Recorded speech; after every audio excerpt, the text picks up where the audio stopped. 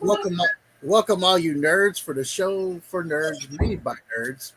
Nerds 101 show episode 2. We got a new person on the panel this time around. We got Becky, and I'm gonna let this Hello. guy I'm gonna let this guy introduce his name because I am the great Saiyaman. And apparently a good girl. And apparently a good girl because I eat my brat sideways. you always got to eat your bra sideways if you're. Always have to eat the brat sideways. Well, then I Yep. guess there's a lot of bad girls around because I choose to do it the other way. Sorry.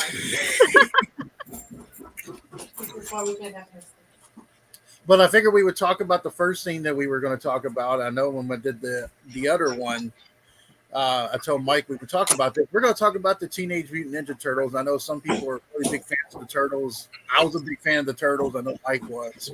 Hell yeah. Teenage Mutant Ninja Turtles. So I got to ask you, who is your favorite Ninja Turtle? I'm going to let Becky take that one first because I don't even think it goes without saying which one mine is. Michelangelo. That's who mine is. It's the best Yes. one. Yeah. Second favorite was Donatello, Ah. because he was the science nerd, and in school, so was I. I have a different one than everybody else. I was more knowing my childhood and how my personality is. I was more of a Raphael. I kind of was more of that. Raph was definitely not a bad. None of the turtles are bad characters. So they're all. Did you hear that they're actually going to be doing another Turtles movie that's based off the Turtles from the 90s? What? Yeah. Like the early 90s, late Yes. 80s, early 90s? Yes.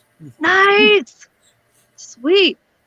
Truthfully, I'd love to see, instead of, don't get me wrong, I love the idea of that one because this is the first I've heard of that. I would love to see an iteration of the OG original comic strip of the Turtles done into a movie because that shit is gritty.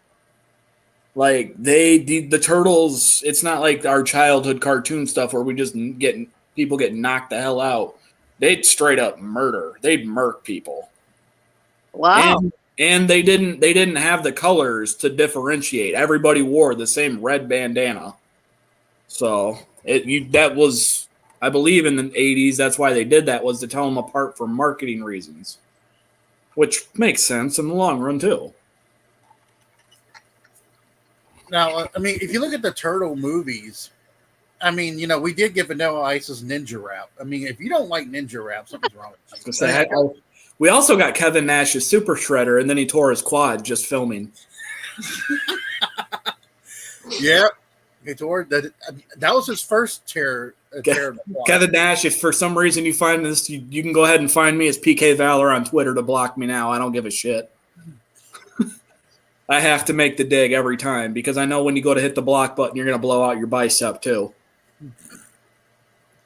I don't know if y'all played the Turtles video game, but I remember playing the one on the Nintendo, and that game was hard. Screw that damn. Damn, yeah. Everybody hates that level. You got to swim and then get past that little area and then not get electrocuted. With the electric friggin' seaweed. You know, it's funny. I thought playing Super Mario Brothers would be like throwing the controller, biting it, breaking it in half. No, I did it with that Turtle game. No, it's that friggin' damn level on Turtles and the speeder bike from fucking Battletoads. Yep. Those are controller throwing games, stages. Ironically enough, too, as we're talking about the Turtles in the movies.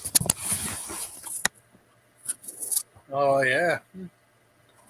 Figure what better fitting thing to do than to actually turn on the movie, too, in the background, which is why you kept seeing me kind of stare off into space. I turned the volume off, but the movie on. Were you a gamer, Becky? Kind of. When I was younger, like late 80s, early 90s kind of thing, I would do like the regular old school Nintendo, Super Mario, Mike Tyson's Punch Out, all those things.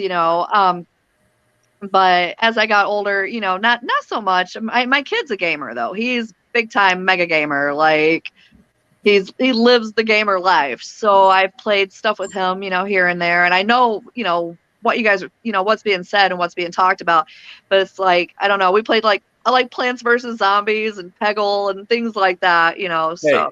Hey, PVZ is a fun game still. I don't give a shit. And Peggle. I will definitely spend Yes. hours playing both of those. Yes. Hey, what's cool about the if anybody out there plays The Sims, you can always kill your Sims character by building the house very small. No. See, that's what I did. When I first started playing the Sims game, I made a little box, okay, where you have to, and I had like a family of 3 or 4 or whatever, and I literally built a box around them and put it on fast forward and see how quickly they died. And the sound effects were hilarious. That's great. I just build a pool with a diving board and no ladder to get out. Or that too. That works as well. Because apparently the Sims are stupid enough to not grab the side of the pool. They have to have the ladder. Right? I don't know. Like any normal human being that's not in a simulation game and be like, oh man, I can't get out. If only there was something that kept me ground level that I could get out of the pool with. Yeah, Belle's stepmom's into the whole Sims. Like they had the game where the Sims had like Dracula going like this, walking around. I used to have all of the originals, and then when they started making the Sims 2 and everything since then, I stopped playing. But I still remember the Rosebud cheat and how to get all that activated. So oh yeah, I love the Rosebud free cheat. money. Yes, the Rosebud cheat was fun. Money. I'll take things that we need a cheat code in real life for 500, Alex. Right? Shit. Just spam that enter button a few times. Could you guys imagine Wyatt creating a video game off of FML? Yeah. Why not? It'd be interesting. Somebody would buy it. Somebody would buy it, yeah. Strictly for pooping in a box. Yeah. Yep. And then it'd be a deluxe dish, and also you open it up and there's a poop in the box. You'd be surprised who'd buy shit like that. You really would, literally. But let me ask you this, Mike. When you what was your favorite Turtle movie? Is the original 90 one, or is it the first two for the original 90s? You got the OG, which is the one that I'm watching now, and then of course you can't go wrong with Secret of the Ooze with Ninja Rap in there.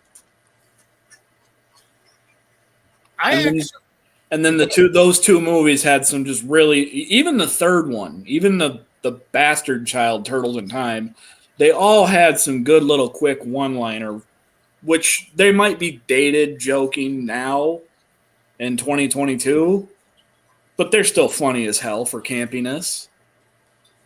And for those of you people that don't know, in the first and the third one, Corey Feldman voiced Donatello. I believe he's in all 3 of the originals. I think he's in the second one also. I'm not 100% on that one. But yeah, the characters that play in the suits too for the Turtles also make appearances as various Foot Ninja Clan members too, without masks on. So, and the one thing I loved about the first one was Casey Jones. That was, yeah. I mean, him and Raphael's little thing back and forth was pretty funny. And then, the one part that gets me all the time is when that guy goes, the one guy with the bald head goes, Tatsu. Tatsu, yes. That's Master Tatsu. That's a Tatsu. When he starts giving him crap like a little antihistamine or something, will clear that right up. Yep.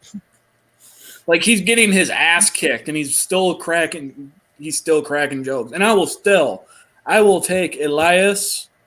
I'm going to probably butcher his last name. I think it's Kotas, Kotas. I will take his iteration of Casey over Stephen Amell's any day. And that's just because he looks truer to the damn character. And he's not a douche canoe like Stephen Amell is. Wow. You used my word. Douche canoe. Douche canoe. So That's one of my favorite. That's one of my favorite words. Douche canoe. Douche canoe. Oh shit! I spelled his name wrong too. It's Koteas. Fuck! Not only did I butcher the pronunciation, I butchered the spelling like an idiot. Well, I know you. I have to ask you this, Becky, since you weren't on the first episode. But what was some of your? What's your favorite? Like My favorite movie? like some of your favorite superhero characters. If you, Oh, some of my favorite superheroes. You know, Harley Quinn, of course.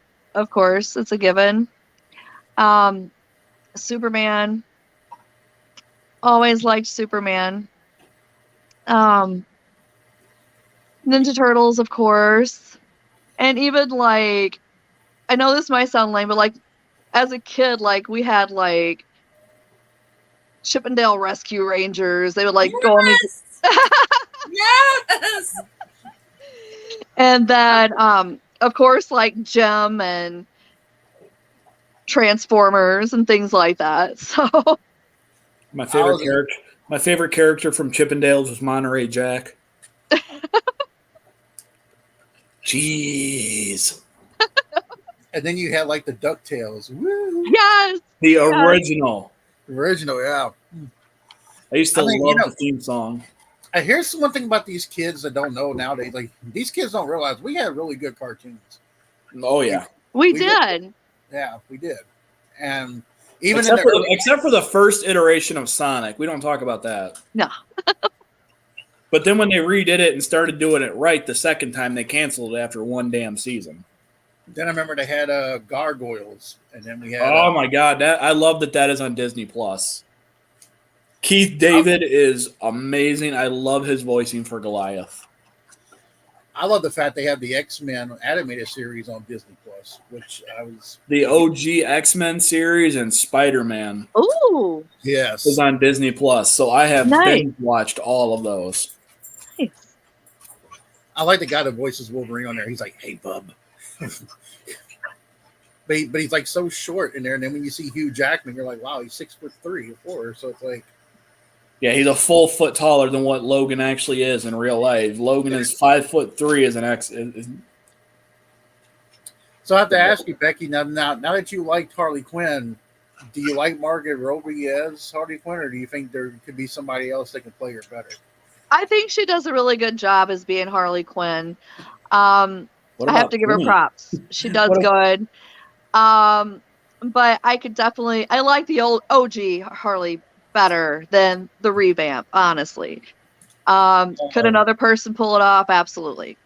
Without a doubt. You like the animated series, Harley Quinn. Yes, I have yet to watch it. Yeah, I know it's my kid reminded me. He's like, "Oh yeah, by the way, you need to check out." Oh yeah.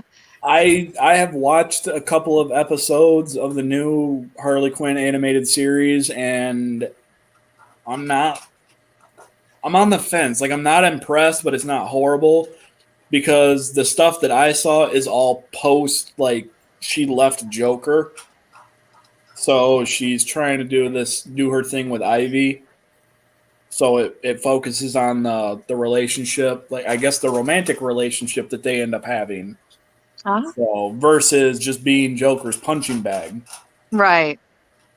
which I'm glad for that one because anybody who knows anything remotely Batman knows that is one of the most toxic relationships ever created Ever. for comics or for mankind. And people, it perplexes me that there's people that are like, I want to be like Joker and Harley.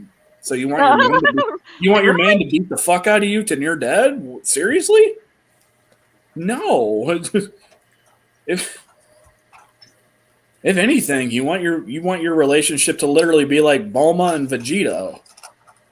And I make that as a Dragon Ball reference because anybody who ends up watching this that knows anything about the show, Vegeta is a complete dick to everybody. He's very prideful, but if you laid a hand on his family or his wife, and he will go all out to try to beat the hell out of you, even knowing that he could be killed at any moment because he did that one against a destroyer god in their universe. And he went toe to toe, and that's my Bulma. There's all that all over TikTok and stuff, and it's There's a lot of people that know that, and that's kind of a relationship to live up to. Definitely not a Harley and Joker. No. Yeah, Mel has a coworker who is obsessed with Harley Quinn and also can do the voice of the animated series Harley Quinn. Yeah. And Oh wow. She goes all out with. Well, she does cosplay. Oh, cool. Okay.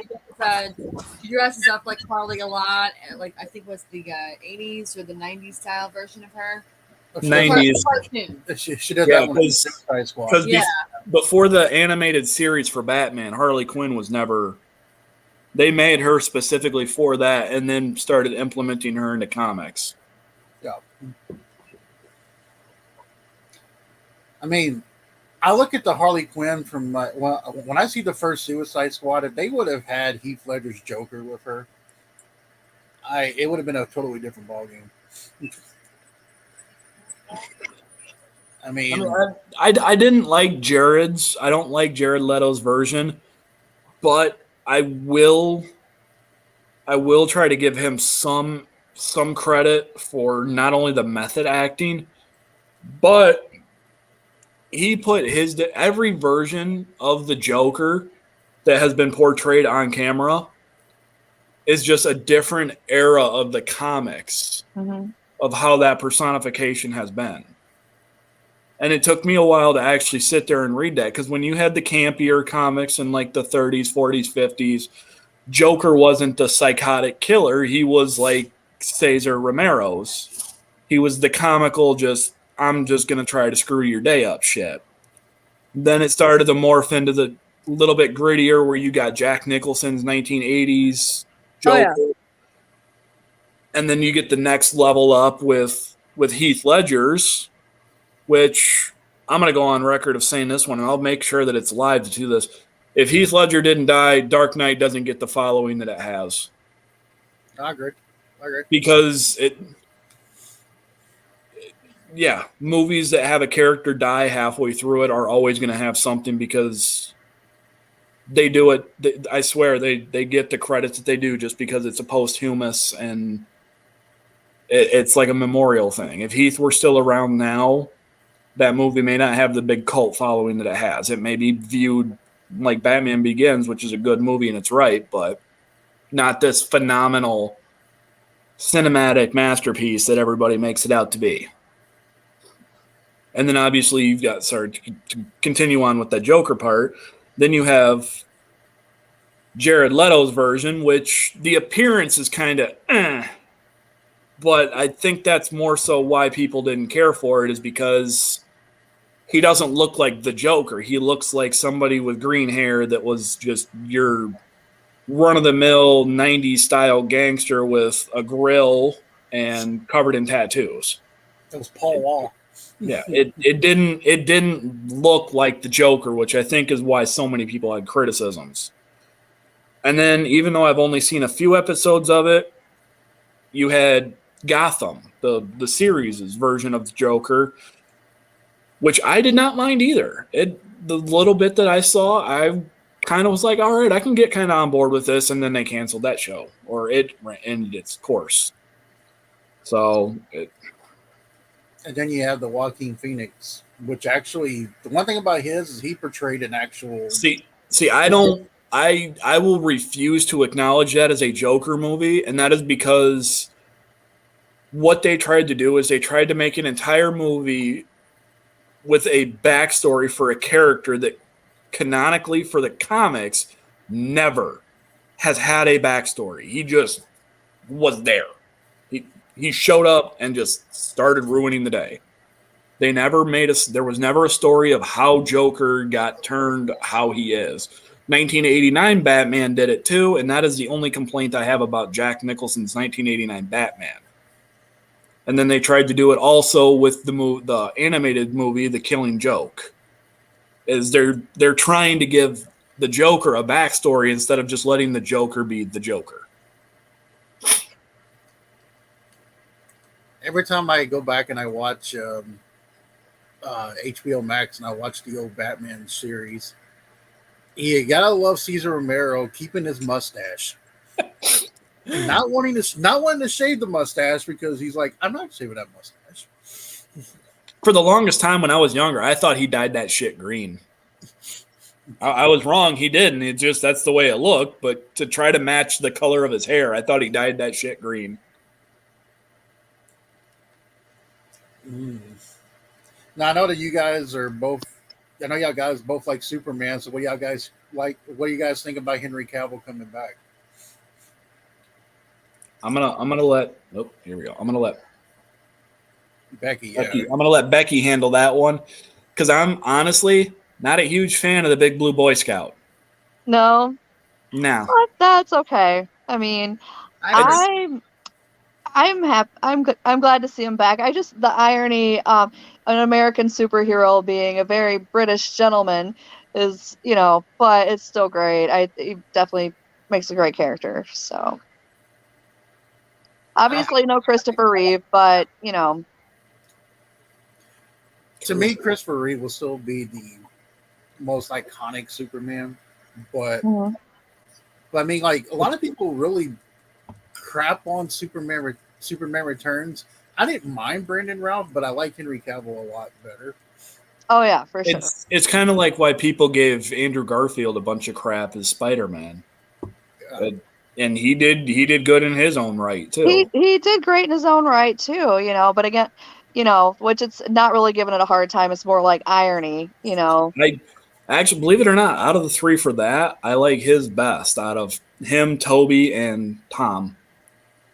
Yep. Because he seems like he's in that gap of that, the age, like he actually looks the age better for it. Tom Holland is starting out as high school. Well, Peter Parker was never in high school in the comics to start, as far as I can remember, or at least for the cartoon and everything. He was still a college student. So you didn't have a sophomore, junior, senior in high school.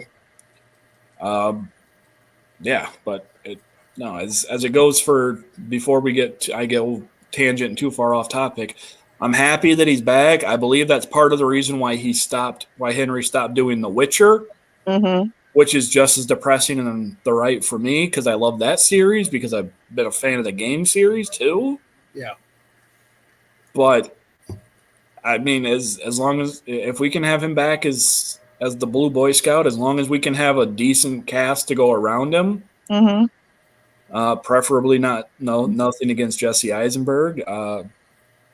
As long as we don't have him as Lex Luthor, I'm okay. I'd like to see a better iteration of Doomsday in the future too, one that actually looks like the comic counterpart, instead of a giant mix between the Hulk and the Abomination. It looks like they're leaning towards a Henry Cavill Superman showdown with The Rock's Black Adam. That's what it looks like they're leaning towards. Which is irritating because, I don't know if I don't remember. Did we talk about Black Adam on the last one, Kev? If we did, it was like minimum. Yeah. Because as much as I have respect for Dwayne Johnson, The Rock, whatever you want to call him, I cannot stand what he did to that character. I have not even seen the movie, but and I was never even a real big Shazam or Black Adam fan, but I know, without even having to do any research, Shazam, his arch nemesis, was Black Adam, and he was basically the yin to the yin to the yang for each other. One was the good, one was the bad. Rock didn't want to play another bad guy, so now we got to have him be an anti-hero, which he was never in the comics. But they pandered to letting The Rock kind of call the shots on that one, and I really am disappointed with DC Studios for that one. Speaking of DC Studios, the guy that directed the last Suicide Squad and the one who's doing the Peacemaker for John Cena, and the guy who's directed all the Guardians of the Galaxy, James Gunn, now is in charge of DCU. Really? Yeah. I think that is going to start putting DC into a step in the right direction, because Marvel has oversaturated their market to the point to where now it's getting stale. Because obviously you've got the big ones gone. You don't really see too much of Mark Ruffalo. Who knows how much longer Chris Hemsworth is going to be there? Evans is gone. Robert Downey Jr. is gone. Mm-hmm. I mean, you've got the main staple characters that everybody started to love are the ones that are kind of like, yep, we're segueing out. Now all we got that we really, for Marvel fans that we like, is Tom Holland. So, because Batista's done his Drax after Guardians 3. I think Chris Pratt is not doing another Guardians also. So who knows? Who's to say that maybe one of these days you don't see Dave Bautista follow suit and go over to DC and play something there? And I would be all on board with that, because who the hell said in the world you can't be in a Marvel movie and then turn around and be in DC? Well, see, James Gunn wants to do another. He wants to do a Justice League 2 with the whole Zack Snyder cut one. I would be fully on board with that, because I would love to see Darkseid face off with the Justice League. The only movie that I could see that can save Marvel right now is the Ryan Reynolds Deadpool 3 with Hugh Jackman. That would be. And Ryan's done after this one. After Deadpool 3, Ryan's done with the character. Mm-hmm. So, I mean, it's going to be what's Marvel going to do with Fantastic Four and X-Men now that they have them? Are we going to get because you pretty much have to reboot the series. Because you can't bring in Ian McKellen and Patrick Stewart unless you do one-off, like, cameo appearances. Because they're not going to be. We don't. For all we know, they may pass during the filming of a first movie for that. Which is what they did with Doctor Strange multiverse. They actually had. I know they did have Patrick Stewart there, which is how they start to bridge the gap for introducing the X-Men and the Fantastic Four with Patrick Stewart and John Krasinski as Mr. Fantastic. Who, honestly, I had to watch that movie twice before I realized, holy shit, it's Jim from The Office. But I didn't recognize him with the facial hair. Well, James Gunn also wants to give, he wants to do things where he wants Ben Affleck to have his own Batman movie. That's something that's been talked about. I just don't like Ben Affleck. I'm sorry. I think Ben is done, though, too. I think he is... He signed a 3 little... He did sign another deal? See, as far as I had heard, he had said that he wasn't going to play Batman again. Well, I think he had that meeting with James Gunn, and they're like, okay, you can be an Aquaman 2 in a cameo, and then you could be in this in a cameo, and this and that. So I think now they're kind of... See, I'd like to see him, honestly, though, since they spent all this money to make and produce and promote the Batman. Maybe you have a one-off appearance, because obviously you've got different iterations of Batman also. Maybe start segueing Ben Affleck's character into something like that. Maybe you start making like a Batman Who Laughs movie or something like that, or the Darkest Knight, or the Grim. Maybe make him the Grim Knight, a Batman that literally is not afraid to pull out a 45 and blow somebody's head out. Sorry, I just got finished reading the Batman Who Laughs again not too long ago, and it's about the only Batman series that I can stomach to read, because it's not your normal, like, oh, Batman's got 6 weeks of prep time. He beat down 2 gods and 18 people with one hand tied behind his back while he was in a wheelchair. Batman had to turn into the Joker to beat the Joker. I thought that was great. Now, Becky, you said you didn't like Ben Affleck as Batman, but who do you like as Batman? Honestly, I just don't like Ben Affleck in general. It's the chin, isn't it? It's something about him. I don't know what it is. It's something about him. I just can't. I just really can't. She didn't like him from the movie Chasing Amy. Right.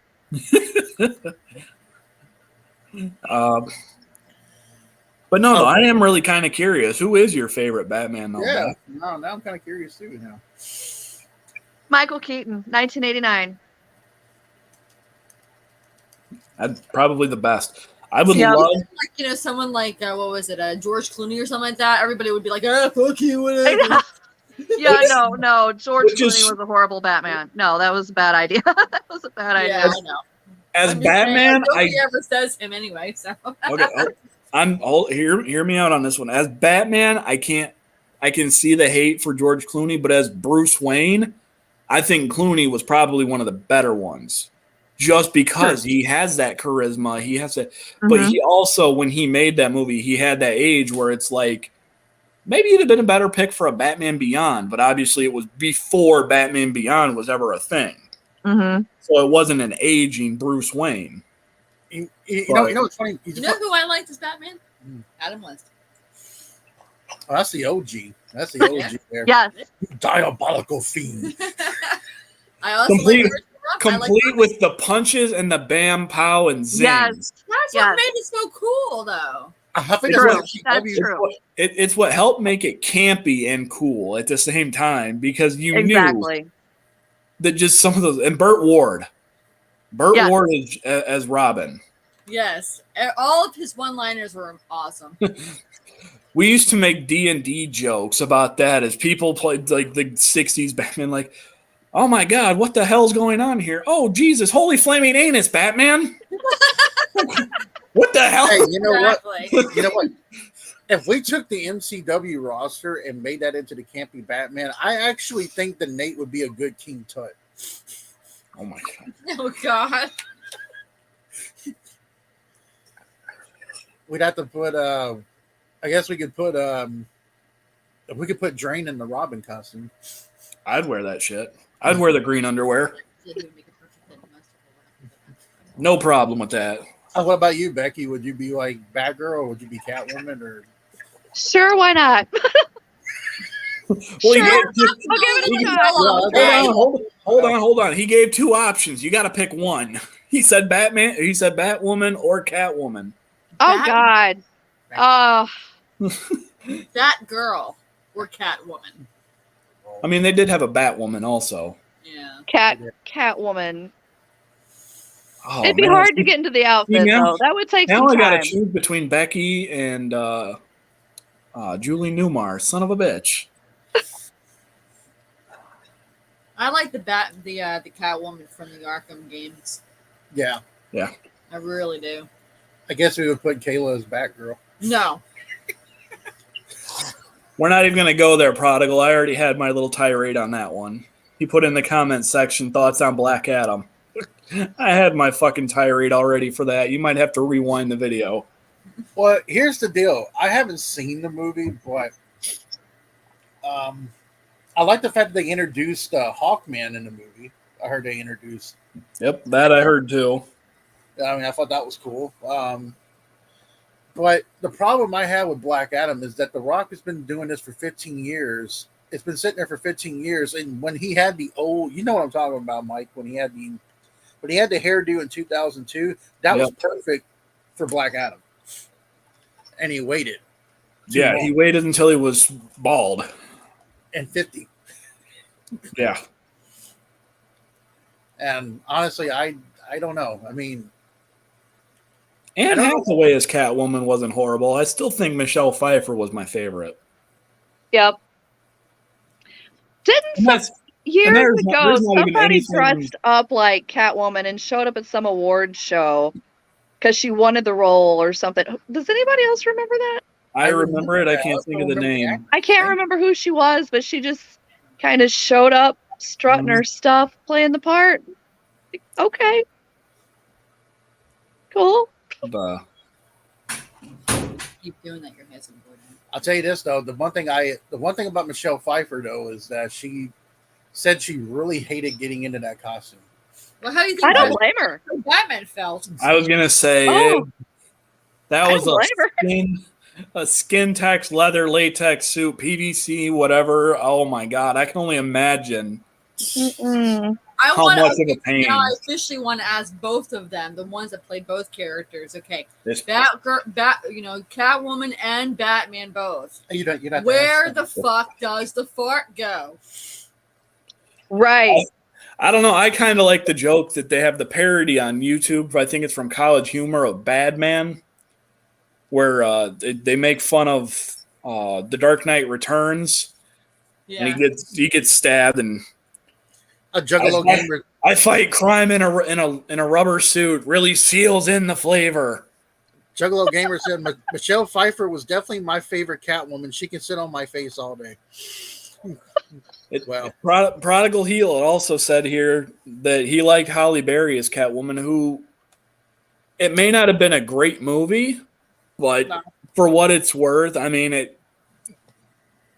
I'm not going to hate on Halle Berry for trying to play the part and play the role, because an actor or an actress can only do so much with a script that they're given.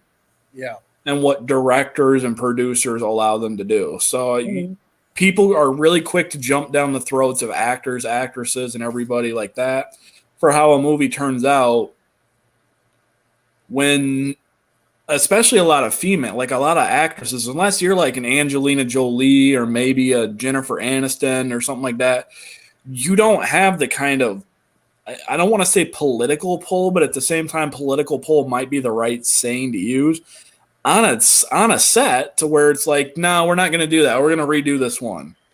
But if you got a guy like George Clooney or Michael Keaton or, unfortunately, Christian Bale, who says, I don't like this, we're going to shoot this again until we get it right, well, people are going to listen because they're the star.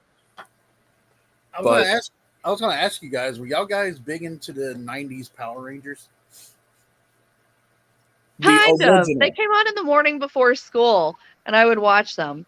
The OG original, yes. After that, I mean, after we got through the movie and we got into the Zeo Rangers, I kind of started losing interest. Well, everybody talks about their little celebrity crush when they were younger in the 90s. Like some guys would say Kelly Kapowski from Saved by the Bell. And then some people would say Kimberly from, Power Rangers, or Topanga from Boy Meets World. And God damn, here I am, the odd one out, man. I always liked Trini, the original, the OG Yellow Ranger. May she rest in peace. Yeah, and that sucks though that she died in a car accident like that. It was it sucks. But I have to ask you, Becky. I know I've asked Mike this before, but who is your childhood crush? Jerry Cantrell, Alice in Chains. Nice. I thought you were going to say Jonathan Taylor Thomas. Oh, would you shut up? No. Always been. You do that, you little shit. I mean, look. That's a name you don't hear from Alice in Chains. You don't hear people say that usually. He mocks me for all the people that I like or whatever, but when it comes to his shit or whatever, it's like, well, that's okay. I've been watching this since 16. I'm like, well, I've been watching those shit since I was a kid too, so shut up. Like, what's your deal? He thinks he's all innocent and crap. So the Prodigal Hill said that his Hell looks like the person that would have liked Doogie Howser as a celebrity crush. Doogie Howser? What? Yep. The Prodigal Hill said that his celebrity crush was the Punky Brewster when he was 6. Punky Brewster. The funny thing is that my dad, my biological dad, has called me Punky. That's been my nickname with him since I was basically a baby. And I found out that that's where he got that from, was Punky Brewster show. Except when I was a kid, I looked a little bit like Punky Brewster, I guess. So I don't know. She did with the kid photos. A little bit. I mean, that's just. Now I know we talked about this, Becky. I know you're big into horror, but what's some of your favorite horror films? Like the original Hellraiser. I can't seem to watch the remake. I can't bring myself to do it. I'm sure they put their spin on it and it's awesome, but I can't bring myself to watch it. Let's see some of my favorites. OG Nightmare on Elm Street series, of course. Debut of Johnny Depp. It is a lot of people, and it's funny how many people argue with me on that one. It's just like, It's the film that even on the original box for I have the VHS somewhere. It says on it the film debut of Johnny Depp. It's like, Yep. It does. Yep. Yep.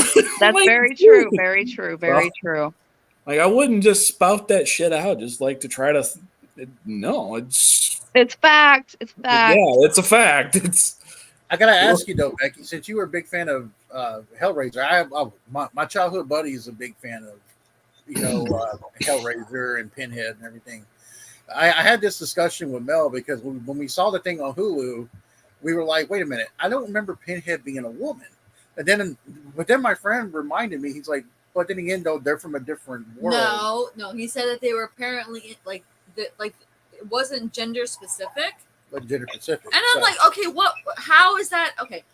First of all, Pinhead has always been, I guess, Doug Bradley. So yep. And then they decided to make this particular Hellraiser, or Pinhead, a female. Mm-hmm. And it threw me off. And so he had asked his friend, who's been a Hellraiser fan for like ever, about that. And he said, yeah, well, like in the comics or whatnot, Pinhead is, is genderless. And I'm like, well, if that was the case, then they shouldn't have made Pinhead specifically a male. It should have been like all different, a female and male, whatever the case may be. Mm-hmm. But, and I was telling him, I'm like, I mean, it looks okay, but I can't get around that. Right.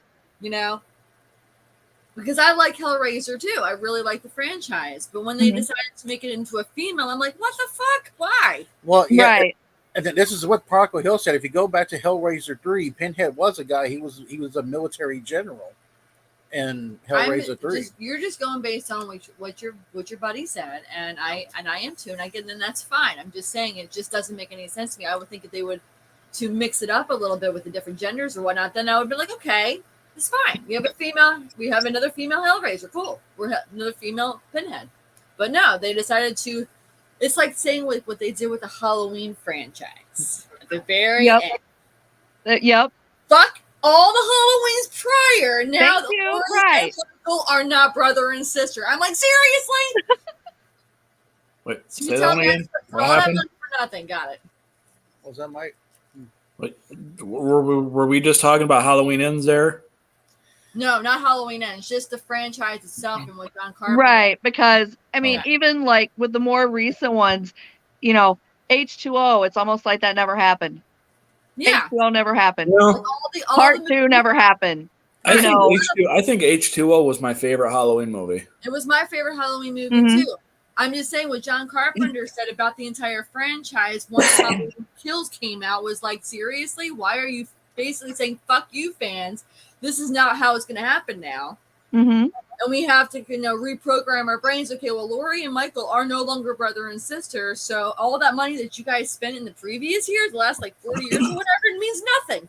Exactly. The reason why John Carpenter said that, he did an interview years ago, and he said that he was only originally supposed to do the first Halloween, and he was going to leave it the way it was. And then the studio kept saying we need to do a Halloween 2, and he had a hard time writing the script, so he just put Michael and Laurie as brother and sister. But he always wanted to go and see what happens after the 78 and kind of skip over everything. I understand that, but someone pretty much said it best.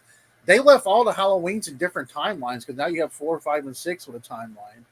Now you have H2O and Resurrection. You have a timeline. So now you have all these different timelines. It just defeated the purpose of the entire franchise by basically saying, screw you guys. This is what we're going to do instead. You're going to have to deal with it, and that's all there is to it. I have to ask you, though, Becky, did you see Halloween Ends? Not yet. Okay. There's a lot of mixed reactions about it. That's all we're going to say. That's all we're going to say about it. Okay. If you watch that movie, you'll probably be asking, can I have my... I'll just say you'll have... If you see the movie, you'll probably be like, I want my hour and 50 minutes back. Thanks for the warning. Yeah, I probably will. But yeah, it's one of those, I want to see it. I know it'll be. What's that, Mike? I felt that way when I went and saw Terrifier 2. I want that time back. Actually, I've heard really good things about that movie. I watched the first one, To me, those two movies, the first one and the second one, because that's the only introduction for Art the Clown that I have. These to me are not horror movies. These are just, we wanted to make a bloodbath. These are a gore film. And the first one kind of had a really shitty script because it was only like an hour and 15 minutes long. So it was just designed to be a massacre. The second one has an actual storyline to go with it, but it's still just a bloodbath. And there's stuff, I mean, I can see why there were the reports of some people like needing to get up and leave, because there were people that walked out of the theater when I was there, when I saw it. And that was when it was some of the tamer stuff. And I'm just sitting there, I'm just like, whew. Like I'm just watching it and I'm just like, what the fuck did I get myself into? Right. Did you guys ever watch like all the Human Centipedes? And I sat through those. That's the And which one was it? I'm sorry, what was Human that? Centipede. The Human Centipede movies. Okay, Oh no. first of Oh God, all- no. No, I can't. I'm sorry. Okay, first of all, there's a movie that is rarely ever mentioned. Some people have seen it, some people haven't, but at one point it was banned in certain countries of the world. I've seen it. I've seen all three. No. I'm not talking about the Oh. Human Centipede franchise. I'm actually talking about the movie, the Serbian film. Ever seen it? Oh, I know which one you're talking about. Mm-mm. It's a very fucked up movie. Yeah. Okay. Very fucked up. But I've seen it from start to finish. And it all depends on how your mind can handle certain things. Right. There is a scene in that particular movie that is very graphic. And if you have any issue, like any mental or emotional issues when it comes to the world of rape, you won't like it. There's a scene where the main actor that's in it, I don't even know if I should say this because it might get. You know what? I'll say something about it off air, because if I say it on air, this could actually fuck up this video. So never mind. Okay. All right. Yep. Just send it to me Well, later. we don't have to worry about anything for the language, but when we No, it's not the language. It's the when you get description. into certain topics is where you start worrying about it. Well, no. This particular, like I said, this particular scene in that movie is, if I actually describe what was going on, I don't know if I don't know if this video would get taken down. If it's the scene that I'm thinking of, it'll get flagged. Yeah. So I'm not Okay, gonna even call. I'll tell you this much though. I know that you were talking about the original Nightmare on Elm Street and Robert Englund. I just found out recently that he has signed on to do at least one more. Sweet. You know, Good. I'm on board for that, but at the same time, I'd rather it continue with Jackie Earl Haley. No. No. And everybody hates on Jackie Earl Haley. No, I don't hate on him. I just don't. I think that they made Jackie Earl. I just think they made the new Nightmare on Elm Street More demonic. Too dark. Too dark. Too dark. That's the point. That's good. No, That's what you want. That's what That's Freddy's the supposed thing. to be too. Freddy was always the comic relief of the horror franchise, you know. But He wasn't then in the first one. But in the first and the second one, no, he wasn't. It was when you got to 3, 4, 5, and everything else that he turned into comic relief Joe character. Yeah. And then they tried to make him seem like he was more of a hard ass when it was the last with the new Nightmare, which I really liked. Mm-hmm. And then Freddy versus Jason. He still had his one-liners, yes, but they tried to make him more of a hard ass.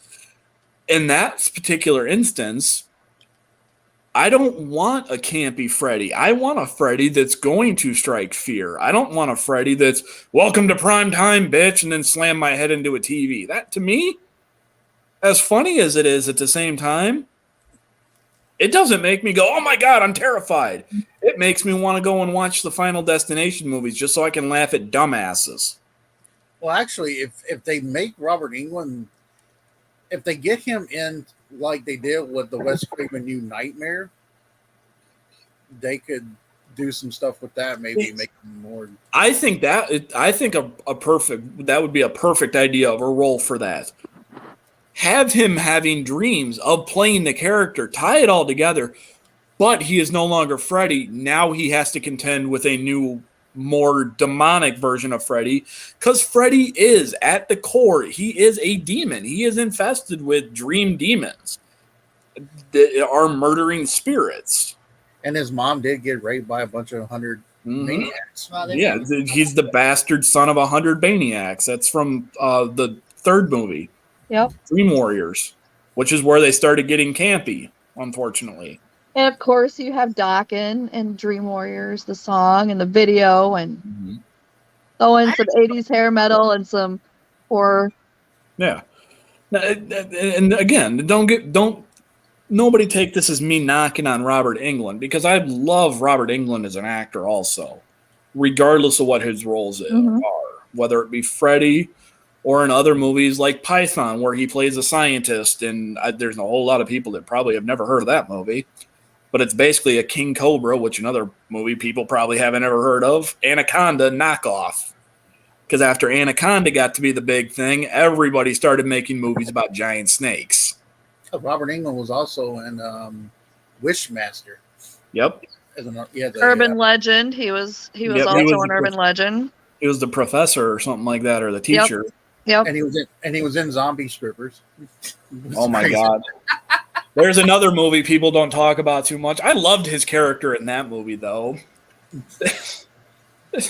Face dance and everything, and he's the part of it that made me laugh is that after I had watched some of the original Nightmare on Elm Street movies is where I had seen that, because it was one of the few times that movie was on Netflix originally for its original run. So I'm watching it, and I'm just like, it's like the polar opposite of characters, and he's carrying around the bottle of disinfectant spray and the Purell and shit. And I'm like, oh my God, this is great. I wish I could find that movie, but I can't find it anywhere. I want an actual physical copy of it, but another horror film that's being remade. I don't know if y'all guys heard, but The Exorcist is being remade. I saw that.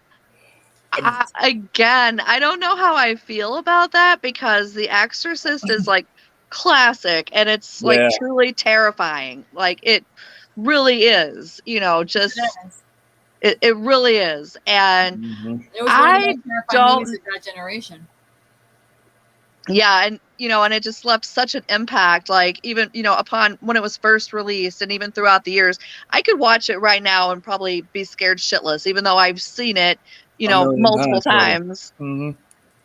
It's still gonna scare me shitless. But I don't know how I feel about the remake, though. I really don't. Now, when I was reading, the director really wants Linda Blair to come back, not as Reagan, but as the mom of Reagan. Right, and I could see either that, or like they did with the Wonder Woman 84, where they had Linda Carter, where she comes in and she makes a couple of cameo appearances, even something like that, just to pay homage to the character, to the actors and actresses that were originally in these.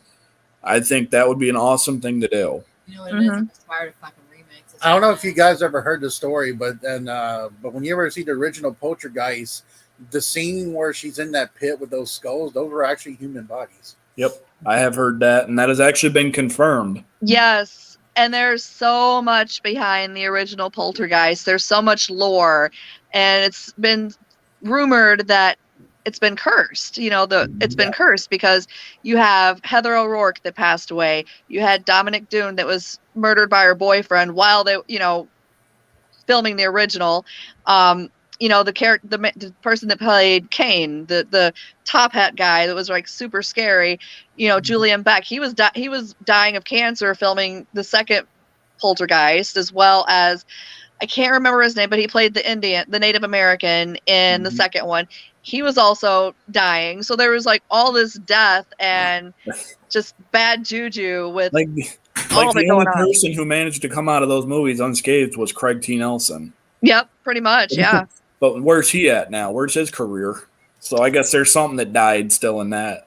Yeah. So there's just so much like, and that just makes it even scarier, because I mean, honestly, watching the movie, yeah, it's really not that scary, but just the whole story I mean, behind it and everything that went on, it's like, okay, they that's they make terrifying. so many different parodies off of that too. Like Family Guy did it. I think South Park did it. Oh Obviously, you yeah, have all the movies like Scary Movie and that of do course, that. yeah.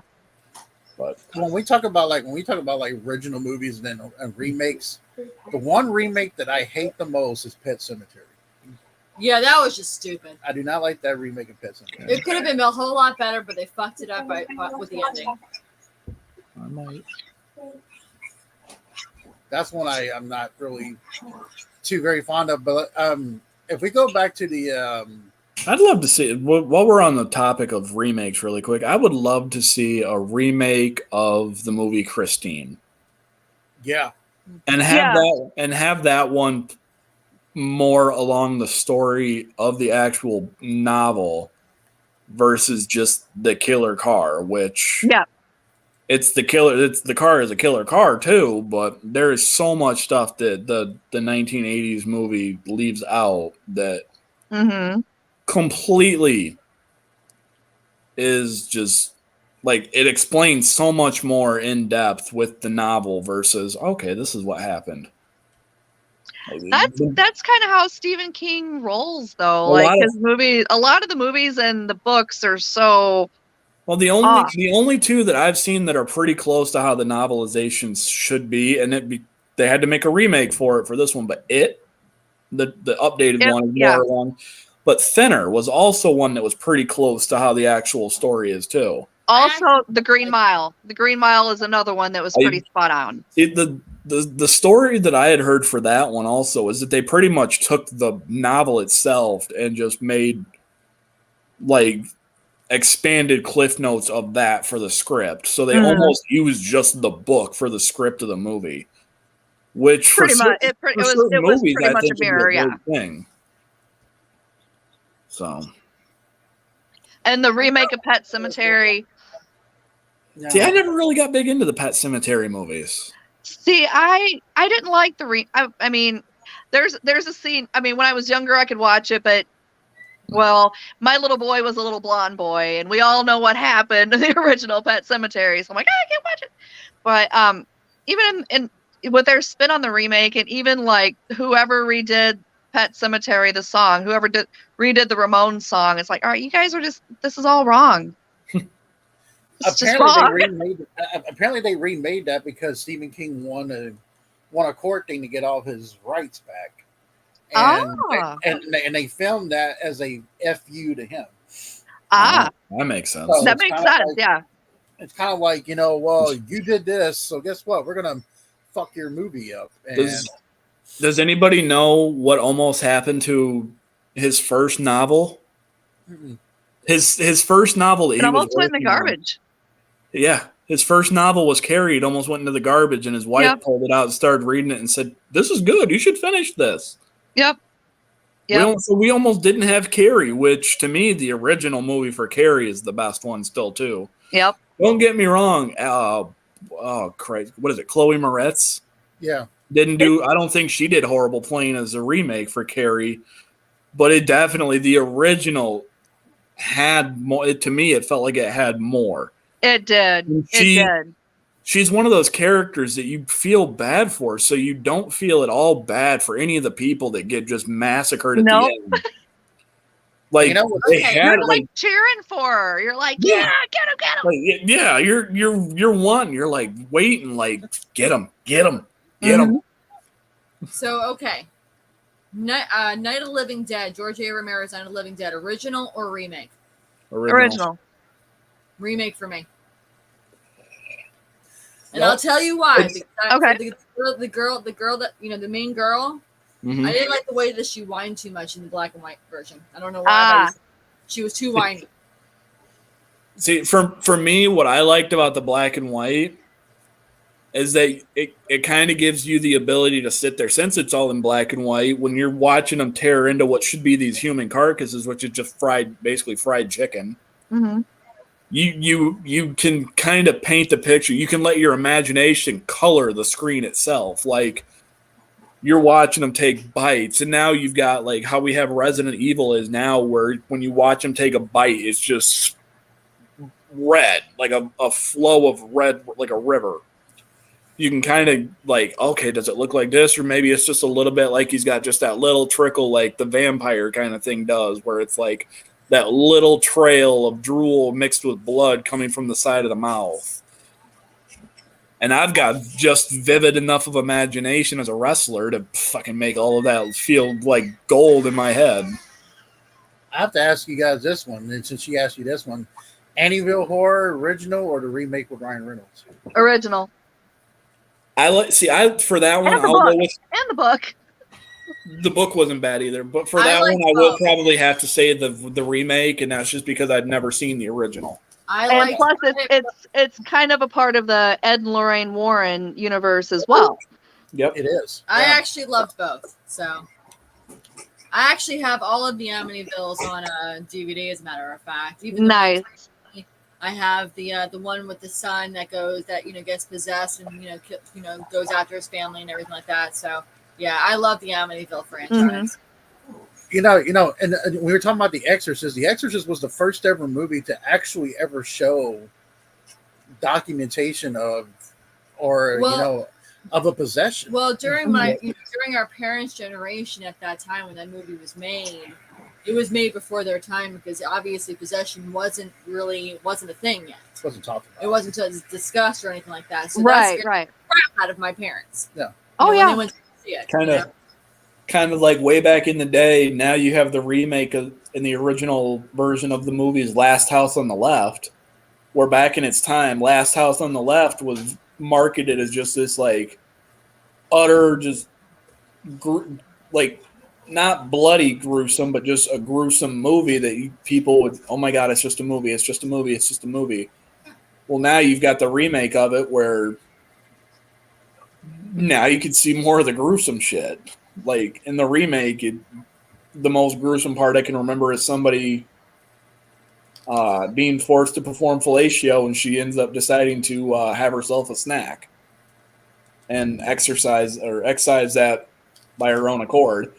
The remake, you get to watch somebody freaking get hit in the head, and you get to watch the insertion of the back end of a hammer into their head. Like, holy shit. And to me, that also kind of goes with how society's coming too. Is we're kind of becoming desensitized to all of this shit. Yep. Pretty much. And if you look at the movie I Spit on Your Grave, it kind of shows you that is one where you cheer for the woman. Yes. No getting it. That is almost like a coming of age movie for women's rights and revenge. Like absolutely. Like every one of these dudes that things happen to, motherfucker, you deserved it. Absolutely. Have you seen the original to it? I like the original and the remake. That's the one I saw. I saw the original. I haven't seen the remake. That's the only one I've ever seen as the original, and I could not wait. Like I think my favorite one for the revenge was the bathtub. Oh yeah. Like I'm sitting there, I watched that, and I started fucking clapping. People are like, "How can you clap for that?" I'm like, "He fucking earned it." Exactly. Oh look, my daughter finally did her fucking laundry. I mean, in the now there is a part in the remake where she ties him into the bathtub and cuts his wee off and sticks it in his mouth. So that's also pretty gruesome, but it's just again fully deserved. Yeah. It's a. Now I usually don't get scared of a lot of horror films, but I will say that The Conjuring 2 with that nun and the painting. And that wasn't that. That was scary, but it wasn't like, oh my God. It was just kind of creepy for me. I was like, hey man, you see this demon coming right through the painting, now moving in the shadow all the way over here. It's just the only thing that really ever gets me is anything clown related. Which is ironic because I've seen it. I like I don't care for the 1990 made for TV. I love that it's Tim Curry, but to me that one's too campy. Except for, the famous, do you have Prince Albert in a can? Well, you better let him out. But that's just because it's Tim Curry delivering it, so you can't help but just go, what the fuck? But I really like Bill Skarsgård's iteration of Pennywise in the remake, and I had to keep reminding myself, like, okay, it's based off a book you read, dumbass. You know what this is about. You knew what you were getting into, so don't get yourself all worked up into a hyperventilation mess. And yet somehow I still managed to sit through these movies like Terrifier, where it's a clown, where if I saw somebody like that in the street, I'd be like, all right, well, we're going to get ready to start swinging here because I don't. I will openly admit that I will go toe-to-toe with a dude 2 foot taller than me. I know, Becky, I know you know John Griffin, Big John. I think you've worked with him on FMLs before. I think so. I will go toe to toe with that guy. He's like 6'5", 6'6", if not bigger, and about 400 pounds. Knowing that one punch can put me the hell out, and I will still go toe to toe. But if you put my daughter in a clown costume, it's going to be one of those like, all right, am I going to run or am I going to just kill her? And I love my daughter, so obviously I'm not going to try to kill my daughter. Right. Well, I mean, I can't watch spider movies. That's why I can't watch Eight-Legged Freaks. That's campy to me too. That's like it's like a comedy horror, but it's something that is potentially possible with genetic tampering that happens. Yep. And different. I mean, I don't think we're gonna see anything ever mutated to that size. I hope not. This is the Roaring 20s, so you never know. I mean, I wouldn't be too I have no problem with spiders, but I wouldn't be too fond of that one myself. The way things are going anymore, it would not surprise me if there is some kind of like lab engineered spider thing that. The one that I would be more inclined to be worried about aren't the spiders from Eight-Legged Freaks, but just the ones from Arachnophobia. Yes. Because those spiders they're just two different spiders that crossbred and turned into a whole different breed of venomous spiders that thrived. And it basically wreaked havoc on a small little community. Mm-hmm. Which is something that could potentially happen in reality with spiders or wasps. Hell, we have Africanized honeybees. I'm surprised nobody's even thought to make a movie about that. Murder hornets. What happened to the murder hornets? I know, right? They just disappeared. They just disappeared like the COVID did. Now they brought back the flu. Yeah, but it all disappeared. It's all gone. Unless you're in Japan, then they're still prevalent in Japan because they're huge over there. No pun intended. Well, you know where the killer hornet went? It went to Japan and Godzilla stepped on it. That was probably what happened. It's done. I mean, it would all who's going to decide to fly over to Japan and pick up the murder hornets? So I guess I'm surprised that nobody's ever thought to make a movie about any of that. So not yet. Yeah, not yet. We've got spiders, we've got snakes, we have Komodo dragons that they've made movies about. They made a sharktopus. They made a sharktopus. Yep, sharktopus. Sharktopus. Shit, what was that made-for-TV movie with Craig T. Nelson from the 90s? It was like a shark-human hybrid thing. Yes, I forgot what it was called. But I can't remember the name of it. I think it was called, it might have been The Beast or something like that, but it was a genetic experiment with science, with the military tampering with DNA of humans and I think a shark or a dolphin or something like that, or like a combination of them. So they made basically it looked like a retarded Street Sharks that was evil. So I wish I could think of the damn name off the top of my head. They're actually making a Winnie the Pooh horror film, and not only are they making a I want to see that. They're actually making a Wizard of Oz. I actually want to see that too. They're making a Wizard of Oz horror film. Oh, that would be great. That'll be great. Yeah. I want to see that, and then I want to see the Dorothy Must Die series as made into a movie. I want to see everything from the Wicked Witch's point of view too, because let's face it, she's in the right the whole time. Then we paint her. She's painted out to be the bad guy. Bitch just wants her shoes back. Right. I mean, wouldn't she, who And wouldn't she get has the pissed? flying monkeys, What? man. What You know? woman wouldn't get pissed if somebody dropped a house on my sister or their sister, stole their shoes, and gave it to some uppity little bitch from Kansas? That scene where the house drops on the witch and her leg rolls up scared the shit out of my mom. She will never watch that movie again after she saw that scene. Ever. That is kind of great. Creature. Okay, the name of the movie is Creature. Creature. Okay. Yeah, I had to look it up because it was one of those that it was going to drive me crazy until I fucking found out what it was. Now, I know me and Mike are big into Shark. We're big Shark fans, but they're making a Meg 2. And The Trench on top of that. It's the Meg 2, The Trench. Now I'm hoping I was not impressed by the first one anyway. as a standalone, if I can, once I was able to disconnect myself from the novel, yeah, I enjoyed the movie. Yeah. Until I was able to do that, I would not stop bitching about it because the first and foremost thing that I complained about, and don't get me wrong, love the actor, think he's a great one. Jason Statham is not my first choice for that movie. If anybody who's read the novel, I don't know if Kev, if you have. Yes, I read it. What's the first thing you picture when you think of the guy that played Jonas, Mel? Who do you picture? I don't think so. No. I was helping her with something. I read the novel. Okay, so I picture a guy that looks like you or I, Kev. A fucking nobody. I don't picture a guy that's got rock hard model. Looks like a surfer, badass karate master kind of guy too. I don't picture a Jason Statham as the lead character of a movie like that. My only You problem. want to know what my problem was with the first Meg movie? Oh, here we go. Here we go. This is the only issue that I had. Okay. Oh, here we go. Like, How in the world do you stand in the middle of the goddamn ocean and shoot a fucking shark? It's just standing still. I mean, they did it in Jaws. No. In that scene where he is shooting a fucking, what is it? What is it? What is that thing?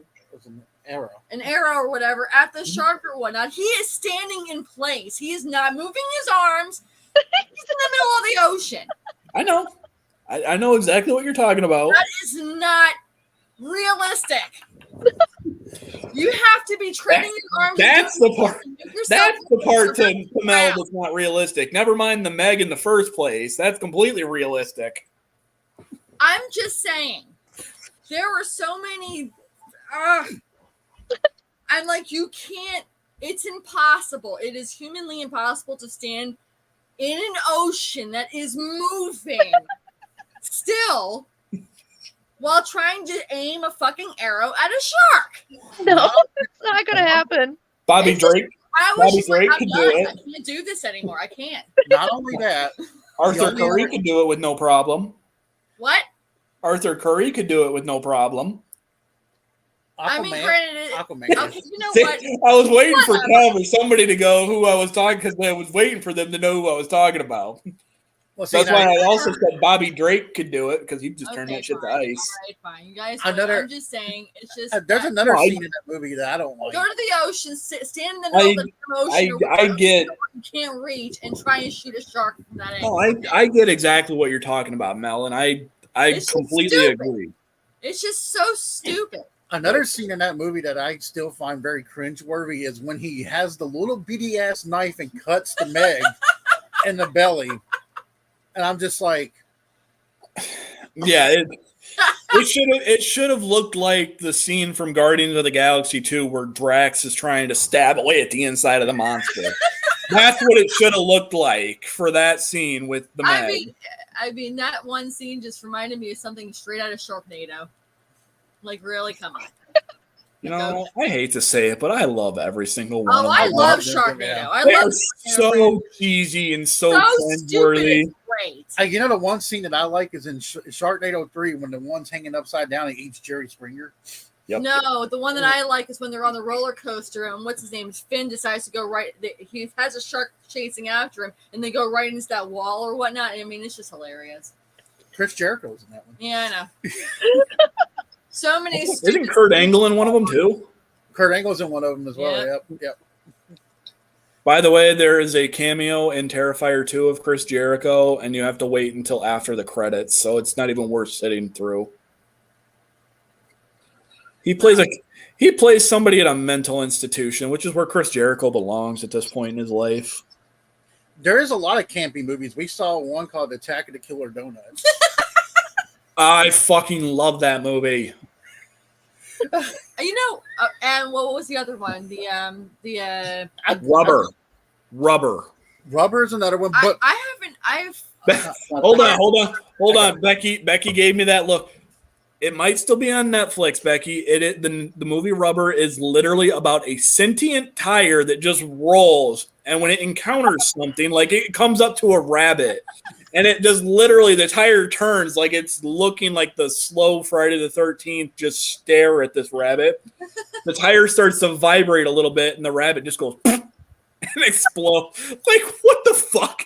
Then there's people like it's watching a movie kind of like inside of a movie. So you have people like a half mile downwind or something with binoculars just sitting there watching, and they're putting them down like, are you seeing this? Put the binoculars back up, and it's so stupid. Well, there's also Attack of the Killer Clowns too. I know. That's actually a pretty Killer Clowns from Outer Space. That's a pretty badass movie. That is one that I can't sit through. Why? And that's because of that problem with fucking clowns. Like it's a comedy horror movie, but it's just something to do with what they look like that I can't do. Clown and the little blow up, like the little blow up dog, where he's trying to walk the balloon dog. Yeah. Come on. That's just as campy as Sharknado. I mean, give me a break. Come on. There's an old black and white one called The Brain That Would Never Die. Yes, the brain that will never die. Brain that doesn't die. He kills this woman and attaches some kind of strings on this woman's head. And all she's doing is sitting on the table talking. All you see is a head. I mean, well, that and Plan 9 from Outer Space. Fantastically shitty. Oh my gosh. That sounds amazing. I have to hunt this down and watch it. And then there's Zombie Beavers. What? Oh my God, Zombievers was great. It is so. That one is another one that's so stupid and campy. Dead Snow. Dead Snow was awesome. Dead Snow was a good one. Yeah, Dead Snow 2, when they had the Russians and then they had like the Nazi zombies coming. That's what I felt like I was watching was a movie of Call of Duty Nazi zombies for that. I like that character in the second one, the one that keeps getting killed all the time. Yeah, I forgot what the character is called. It's like, you know how when you used to have like the phone, then you would have the sidekick. Yeah, the sidekick character. Yeah, it was hilarious. Well, since we're on the topic of zombie movies, really quick, Mel asked about Night of the Living Dead remake or original. Yeah, Dawn of the Dead remake or original. I like both. I prefer the original to the remake, but that's just me. I think both of them are good in their own right too. Yeah, I mean, yeah, they are. I actually like Land of Dead. I like the black. I like the black zombie that can actually shoot a gun. Leader. Yeah, he can shoot a gun, and he's very smart. Now that's the new one that just came out recently, Land of the Dead, right? No, this has been out for a while. It has John Leguizamo, John Leguizamo. Yeah. It was 2005 that came out. Yeah. I thought there was another one that just came out not too long ago that was similar or in that like series.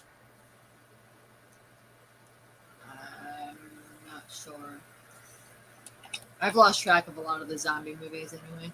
Let me ask you guys, did you guys ever, and I know y'all have Netflix, have y'all seen The Monsters? The new Monster movie? With Rob Zombie? The Monsters. No, I haven't seen that yet. It's actually not too bad. Kind of cool. Really? Okay, yeah. cool. It's actually pretty good. I mean, Army of very- the Dead is the new one. It is That's very newer. campy. Yeah. Well, the original show for the Munsters was campy in its own right too. So, Mhm. but that's what Rob Zombie was going for. Is he was trying to more or less play like an homage to the original. Right. The Sherry Moon played an amazing Lily. Nice. Yeah. Nice. They actually. I mean, it was almost like a completely different take on Sherry Moon Zombie. To be honest with you, it was actually pretty. The real decent. cool thing about the storyline is It's a prequel. it actually explains how they moved to California. It explains how they got to where they are. Yeah. Oh, cool. TV show, yeah. So there's Very no Eddie cool. Munster in it. there's no Eddie Munster in it. Heartbreaking because that's me. See the hairline. That's where I catch all the crap from too. I got no comment to that. I'm sorry. Like when I would just have my buzz cut before I started shaving it down to where it was like next to nothing. I used to anybody who cuts hair, I would do like the number 4 razor, so I'd have almost like that slick back Eddie Munster hair, and people would give me crap, and that was my nickname for a while, along with Drano and everything. They'd call me Eddie, So Eddie Drano. more or less. Wow. Have you guys been watching the new Chucky series, like season 1 and 2? No, I have not because I don't have cable. Well, we don't have cable either. we just had Peacock. Yeah. I don't have cable. Oh, I don't have Peacock either. Oh, I don't have the cock. We've seen the new. We've seen the first season of the Chucky movie, the Chucky series. Is the original voice actor? yes. Okay, Oh, so, Okay. And- so it's Brad. and What is his it? Brad Brad Dourif or- Dourif's daughter plays in the show as well. Oh, sweet. It actually shows all the characters from 1, 2, 3, Seed of Chucky, Bride of Chucky, and it also shows the one of the I 2 knew- that went straight to DVD. And the was original gonna say, I Annie's knew- in it too. Oh, nice. Mm-hmm. I was gonna say I knew that Jennifer Tilly was a part of it. Yeah, She is. she Mhm. is. So More towards the end of the first season. Tiffany. Tiffany. Yep. Tiff. Tip. Yep. Tiff. does anybody else know what else that guy's been in? Who, The Brad guy that Dourif? plays, Brad Dourif. But what? He was in Lord of the Rings. Yes, he was. As Who was- what? He was Wormtongue in the second movie. Well, it's not like we watch Lord of the Rings all the time. How the fuck would I know? I mean, I've Yeah, seen all- he's the guy that in the second movie that is basically the one trying to hook up with Carl Urban's sister or whatever.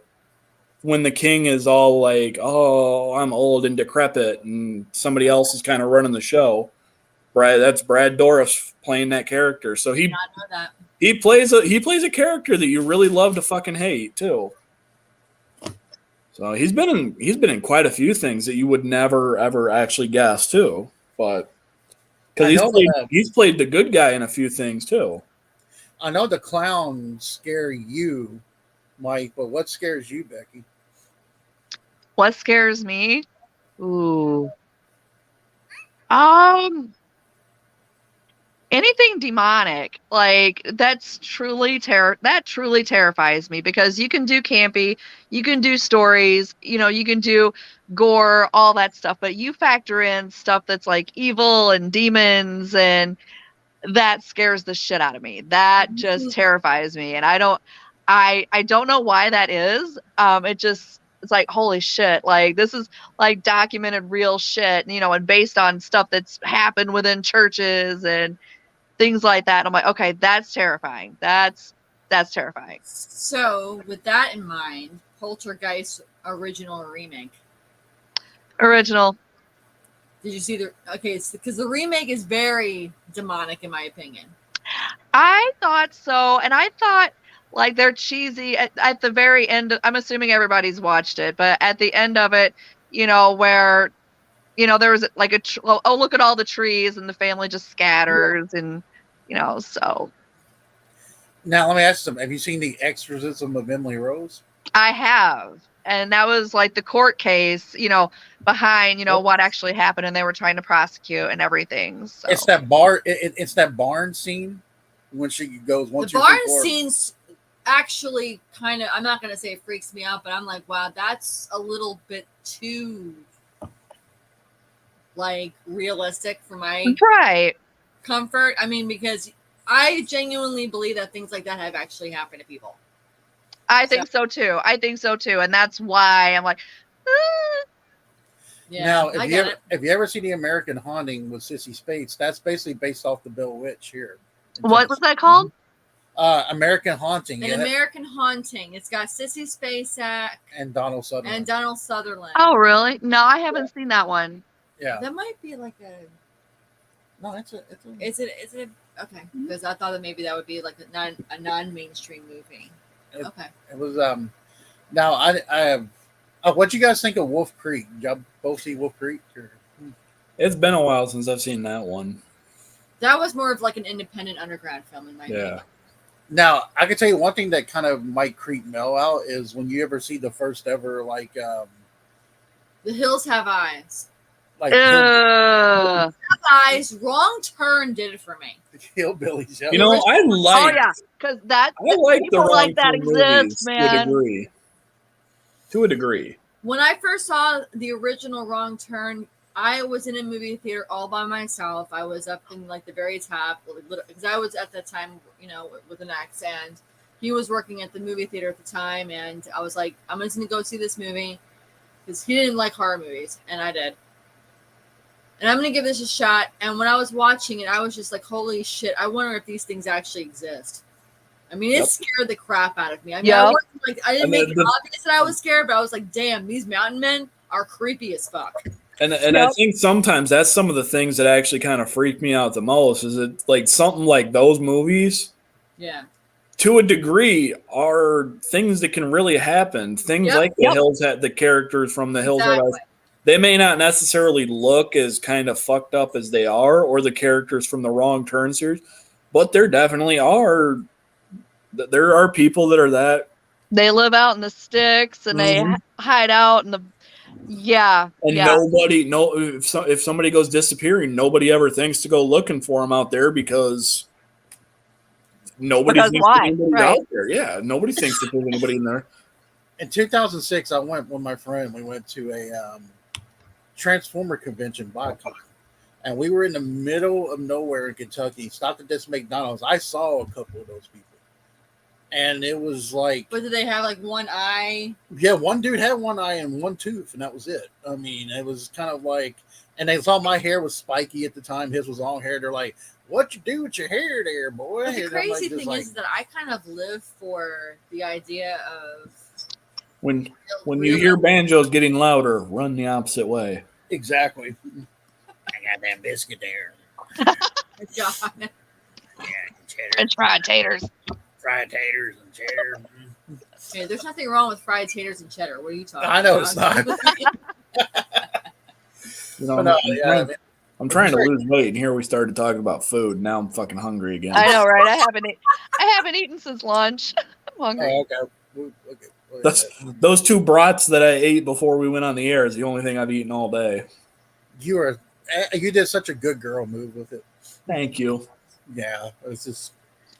Yeah, you'll never see me do that now. I straight up. Yep. Now, have you ever seen the horror film Teeth? That's not really a horror film. It's just a comedy. It sounds campy. Okay. Oh, fuck. So I was hoping we were going to talk about that. Okay. Yeah, okay. Oh boy. Teeth is basically Teeth is hilarious. Teeth is basically a vagina that. It is. It's a vagina with teeth. Oh my god. You've never seen it, Becky? You need to see it. It's funny. I have to watch this movie now. Yeah. I can give you a whole list of things that you should see. Trust me. Please do. I've seen so many films. It's unreal. Yeah, Maybe that's where I get my dark side from. I know you were. My favorite part of that movie is the fucking doctor. Oh boy. The main character goes, I think, to an OB, like a gynecologist, and but he ends up getting a fucking finger like bit off, and he starts screaming, bleeding out, and he's yelling "vagina dentata," which is the medical term for that. When I saw it, I fucking died laughing. Oh my god. Yes, I have to watch this movie now. Yep. If they ever make a sequel or like a prequel to it, they should probably make one with a penis with teeth. I'm pretty sure they have. Oh my god! I forgot what. See, I know there's one out there like that. The thing is though, Kev, is that because of that movie, I actually wanted to, like, I'm just sitting there because when I see some of these horror movies, it's like a medical condition. Mm-hmm. It is a legitimate. There is a medical condition where it's not going to be how it was, where it's going to like snap, basically bite off, like the vagina turns into a mouth of a snapping turtle. But it is humanly possible or scientifically possible for teeth and other bones to grow in parts of the body where they do not belong, i.e. like that. There are legitimate medical documented cases. Yep. That's true. So, I mean, the premise for the movie is outrageously just wild, but the medical condition that inspired the movie is a thing rooted in some kind of a fact. So, but yeah, it's. Hey, you know who should have starred in that movie? Teeth, Harvey Weinstein. Oh god. Oh, You should have played the doctor. Oh no, Lord. God, no. That would have been great. Now, Becky, did you watch the Transformers back then? The cartoon back in the day, yes. As far as any of the movies, Shit, I have not. If I haven't seen one today. Sorry. Say what now? I said, holy shit, if that isn't a 180 that I haven't seen yet today. She was mentioning laughing about just all that. So, by the way, now we're on the Transformers. We go from all these crazy horror flicks to that. We can go back to the Well, I mean, I PG, rated R, back to PG. I guess that would be a transformer in a sense with, teeth in the vagina, like a snapping, a snapper. I am no, it's not a transformer. That's a fucked up Pokemon. It really is. My God. That does seem like what something. The actual fuck. That does seem like something you would see in anime. I'm not gonna lie. I mean, they're. Oh Christ! What fucking anime is it? It's also a manga. The dude's got a fucking mouth in his hand. Oh. Like his hand is possessed by a demon, so it's got the demon mouth. Oh, they're on a train. Yeah, I have the manga in the other room too. What is that? Not Kenshin. that movie would make me. I'll be right back. I gotta go find the fucking thing. Because I've seen this. Yeah. I can't remember. Teeth would be the movie that would probably make a lot of men be like, I don't know. It's just a movie. I don't know about this Tinder business, man. I'm cool. There's a lot of cool revenge gore films, but Found it. He got the talking. Oh shit! Fucking push the couch back. Here we thought you farted on camera. It's all good. Oh, that's cool. All right. And What is that? That's the anime with the talking. hand. Jujutsu. Yes. And then it's complete. There's like Yep. the demon mouth in this dude's hand. And it's supposed to be a really good fucking series, so I haven't started it yet, so I've got some kind of high hopes for it. Then I've heard nothing but good about it. You wanted to have Nerds Room 101. God damn it, you got one of the right guys to fucking be a part of it. You're fine. Well, Becky does have a point. I mean, that could be considered a transformer. I'm sticking with Pokemon. Pokemon too, or that could be. I mean, you've already got the Fleshlight with Victory Bell, or Sleeping Bell, one of the two. Or we could talk about the greatest movie to ever live, called The Room. I guarantee you, either one of you heard about The Room? You tear me apart, Lisa. Sounds Nope. familiar. See? My gosh. It sounds familiar. Out there that is absolutely I don't even know how it became Okay, a movie. so the story was that her dad and stepmom comes back from New York visiting her siblings, and then they're like, "You guys have to see this movie." So we're over there for Sunday dinner, and they put this movie called The Room, which they did if you ever there was a James Franco where he did a oh shit, hold on a second. I'm gonna see if we're gonna find that real quick, but he did a spoof on this movie. It's something artist. James. Yeah, it's a disaster artist. The Disaster Artist. That's what it was. If you ever check out The Disaster Artist. Okay. James Franco. Okay. Okay. It's basically a spoof of the movie The Room. Okay. Okay. And this movie, The Room, is based on this guy that wants to become famous, but everything he wants is just it's the movie makes zero sense whatsoever. It has no storyline. And there's a scene in the movie where the main guy, and I guess his girlfriend or whatever the fuck you want to call her, are in a bed together, and he's trying to fuck her, but he's fucking her belly button. Okay? Oh my god. Like I said, The Disaster Artist and The Room go hand in hand with each other. You gotta check them out. I have to watch. Yes. Yeah. Now, you could talk about the greatest horror film ever, the Ernest Scared Stupid. I mean, I love that movie. I love Ernest. I won't lie. When the first time I saw that movie, I think I was like 8 years old. That fucking troll, yeah, it definitely freaked me the hell out. You know, the movie that scared me when I was a kid was Monster Squad. I was like, no, Monster Squad. Yeah, Monster Squad. I did not like the whole. Squad. I didn't like the whole Dracula thing and the whole and then all that stuff. So it was the kid. I was scared of it, but then I was like, man, it's such a cool classic.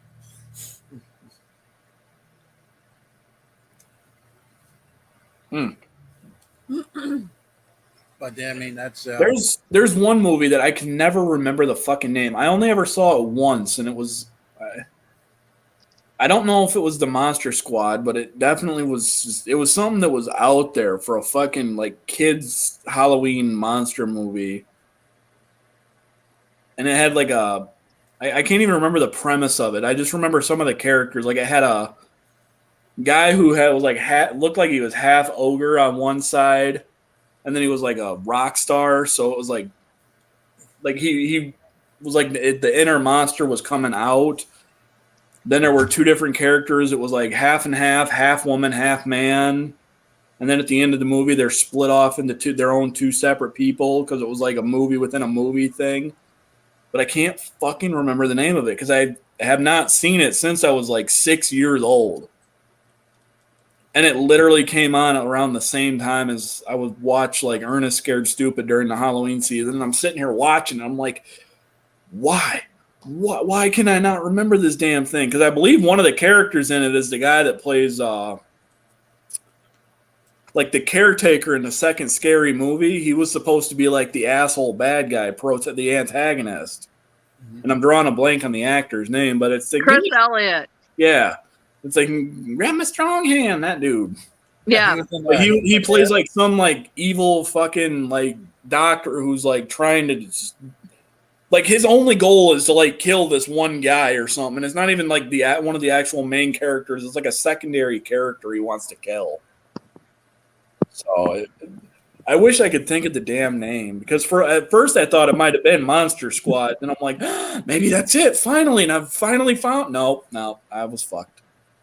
Well, there's also the horror film of the zombies versus the wrestlers. And then, and there was one I saw where Kevin Nash. There's one I saw where Kevin Nash. No. Yes. No. Yes. We will not talk about zombies versus wrestlers. No. That's fucking horrible. Oh, shit. Horrible movie. Oh, actually, I think I remember that one. It wasn't called. It was something else.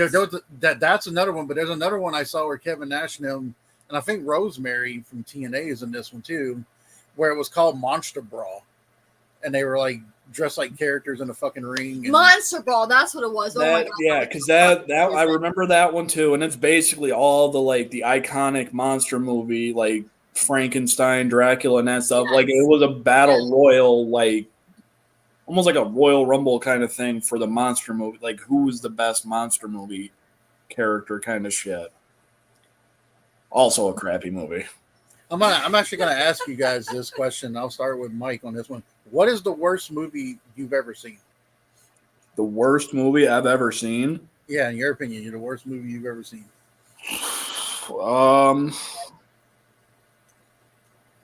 He can name a few. Okay, so one of the worst movies you've ever seen. Name your top two. I'm trying to think of what I would put into the top 2 or 3 even. There's got to be a movie that you've watched in your lifetime that you just thought was so fucking shitty. I mean, come on. Got to be something.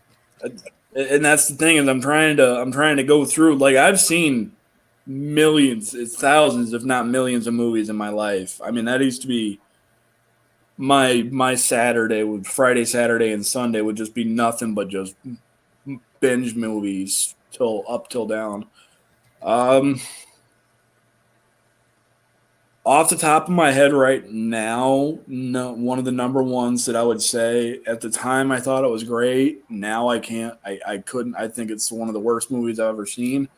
Steel with Shaq and Kazam. Which, don't get me wrong, he had a platinum record. As scary as that is, Shaquille O'Neal has a platinum rap record. Yep. Mm-hmm.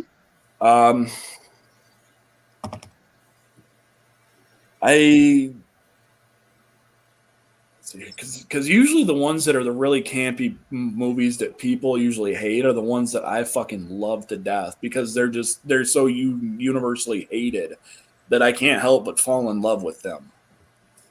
Because I like being that odd one. Like, how can you like that? I think it's fucking great.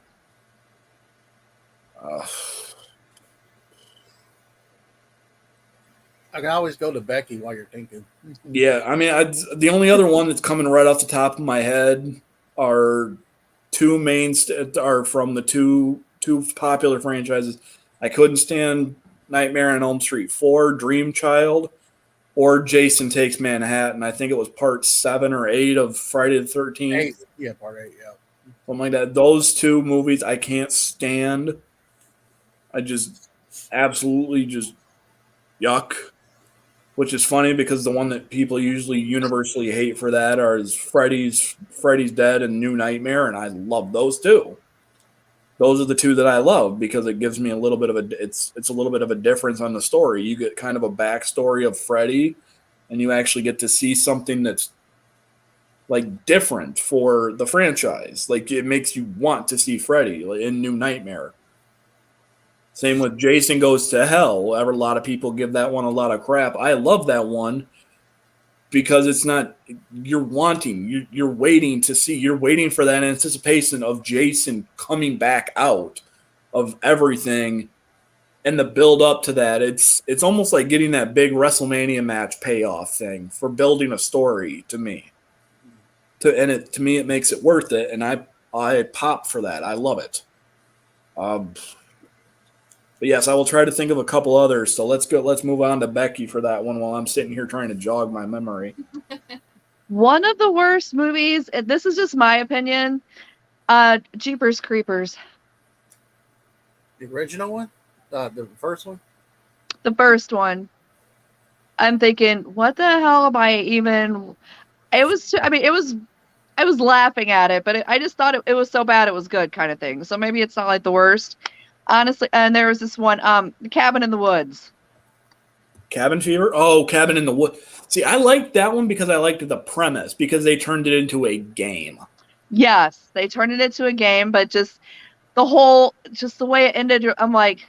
The reason why I like that one is there's I don't know if it's necessarily a very popular board game, but there's a board game called Betrayal at Hill House or Betrayal at House on the Hill. I just call it Betrayal for short. But it is essentially a board game of Cabin in the Woods. Oh. So I'm wondering if that's maybe where they got the premise idea for that movie. Could be. Or vice versa, because it's like if this happens, this is what you've got to fight. And there's like 50 or 60 different scenarios for different stuff for that movie or for that game. So it's kind of the same situation and why they had the people taking the bets for Cabin in the Woods. Mm-hmm. I thought you were at first. It took me a second to let that one actually click because I thought you were going to go with Cabin Fever, and I'm just like, man, I was going to be disappointed because it's like I like Cabin Fever, but I did not care for the second one or the third one. Like the first one kind of made sense. Plus, it also has the guy that directed it and I think wrote it is also in that movie. He's the fucking stoner dude with the dog. So I thought that was pretty good.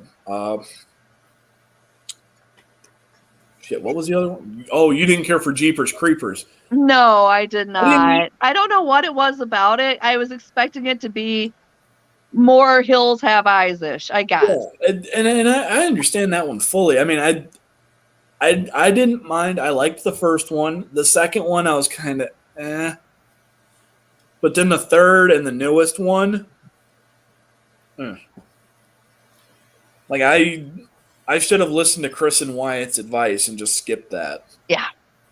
The Reborn one's out too.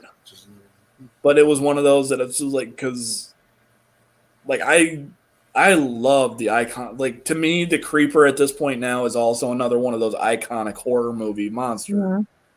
But because it's a new generation's version of those creepy iconic horror movie monsters. Mm-hmm. The remake of House of Wax. Can't stand it. Can't stand it. Yeah. Although I make the joke every time I would watch that movie is this isn't the first time that Paris Hilton has a stiff rod near her head. So go ahead, Mel. There is only one movie on this planet that I absolutely hated with a royal passion because it's the only movie that actually put me to sleep. And no movie ever really puts me to sleep. Ever. But the one movie that did was the John Travolta movie Battlefield Earth. It was so stupid. I can't even make it through it. Exactly. Battlefield Earth, hands down, in my opinion, the worst movie to me ever made. If we're talking horror, see, I was just trying to get away from the horror because I like a lot of horror movies. There's really no horror movie other than maybe Cabin in the Woods that I really didn't care too much for. But besides the Pet Sematary remake and the Pet Sematary remake, I do not like Rob Zombie's Halloween 2. That's another one that Chucky's in. Brad Dourif. He plays the sheriff. Yeah, yes. Rob Zombie's Halloween series. And I didn't care for those either. I mean, to a degree, it was nice to kind of get a little bit of a reboot backstory, but at the same time, he's essentially the boogeyman, is Michael Myers. He's another one of those that the character is like the Joker. He should not have a backstory. Leave him the fuck alone. I also didn't like. I didn't really like Jason X very much. No, I didn't like Jason X either. It's just funny, but I really didn't. The only thing I liked in the scene of Jason X, the main scene was when the frozen face. The face. Yeah, that was. I thought that was brutal and intense. That was awesome. Like it's by brutal intense I mean like awesome, but yeah, because it wasn't one of those like, oh my god, it's scary. No, it was just one of those like. Dude. He was like, "Fuck you! I'm gonna put your head, your face in this shit, and then I'm just gonna bash it on the damn metal thing." I was like, "That is phenomenal." I used to like Jean-Claude Van Damme, but I hated him in Street Fighter. I did not like the Street Fighter movie. I thought that's right. I forgot about that one. I pushed that movie out of my memory. And I do not like Mortal Kombat Annihilation from 1997. The second Mortal Kombat. I know. I try and man, I try and I'm like I can't. Like, see, overall, that unfortunately though, that is the problem with a lot of like video game iteration movies, is when you've got like, especially a fighting game, whether it be Street Fighter or Mortal Kombat or Tekken, stuff like that, trying to make a video game or a movie based on those video games, you're essentially just trying to go for a cash grab off the name, because they kind of had a story, but it varied from character to character, and there was so much. At the end of the day, it was a fighting game. You sat there, you beat the fuck out of your opponent, and you went at it, and that was it. It didn't really have a love it, like, oh, my character fell in love with this one, like in Mortal Kombat with Liu Kang and Katana. You didn't have that shit, so I'm gonna get a lot of hate for this last one. Or maybe you won't. I do not like Titanic, and okay. Thank you. The reason why I did not like Titanic is because I didn't understand the whole fucking hype over Leonardo DiCaprio, and two, she could have moved her big fat ass out of the way and give him enough space to float on the damn thing. One of the main reasons why a lot of people like the Titanic movie was because of the history of the Titanic. I know that part, yeah. And I like that because you get to see Kate Winslet naked. Well, I mean, okay, so but name me any other movie where she's not, though. That's true too. I don't know. I don't like really. She was one of the ones that in the 90s was one of the more prevalent ones that was not afraid to bear it all. Did she keep her clothes on in Eternal? It's been so long since I watched it, but Eternal Sunshine of the Spotless Mind. That is one of the few where she does not. That was a great movie. That is a very sad movie, though. Yeah. It really very sad, but I don't remember, was she undressed in that one or no? But I remember it was like amazing. That movie. That is, I think, like one of 2 or 3 movies where she does not bare skin. Believe it or not, that particular movie, the way that Jim Carrey himself actually was portrayed in that movie, that's actually how he allegedly is in real life. Really? So that's why he wanted to make that movie, because it was kind of depicting his own life. Oh, okay. Wow. So he was able to just like really bring that to life. Okay. Yeah. I think my favorite Jim Carrey movie is number 23. That's good. Yeah. And then the twist ending for it. Yep. That was good. I always said that Jim Carrey didn't get enough love from the Oscars like he should have gotten. Well, a lot of comedians don't. A lot of comedians don't. But if you listen to him, though, what he said, because I don't think has he ever done actual stand-up? Yeah. Jim Carrey? Yeah. Because once upon a time, he claimed in an interview, like on Jay Leno or David Letterman, I am not a comedian. I am a comedy actor. I don't do stand-up. Well, he used to. That's he how he used to. So, I mean, it could have been, they could have been talking about Once Upon a Time, because, it's my introduction for Jim was in Living Color. Me too. Yeah. Yep. Mm-hmm. But I mean, I have some of his Fire Marshal Bill. Yep. I'm here with the virus. I come to as a matter of fact, hold on a second here. I love that Fire Marshal Bill is in Liar Liar.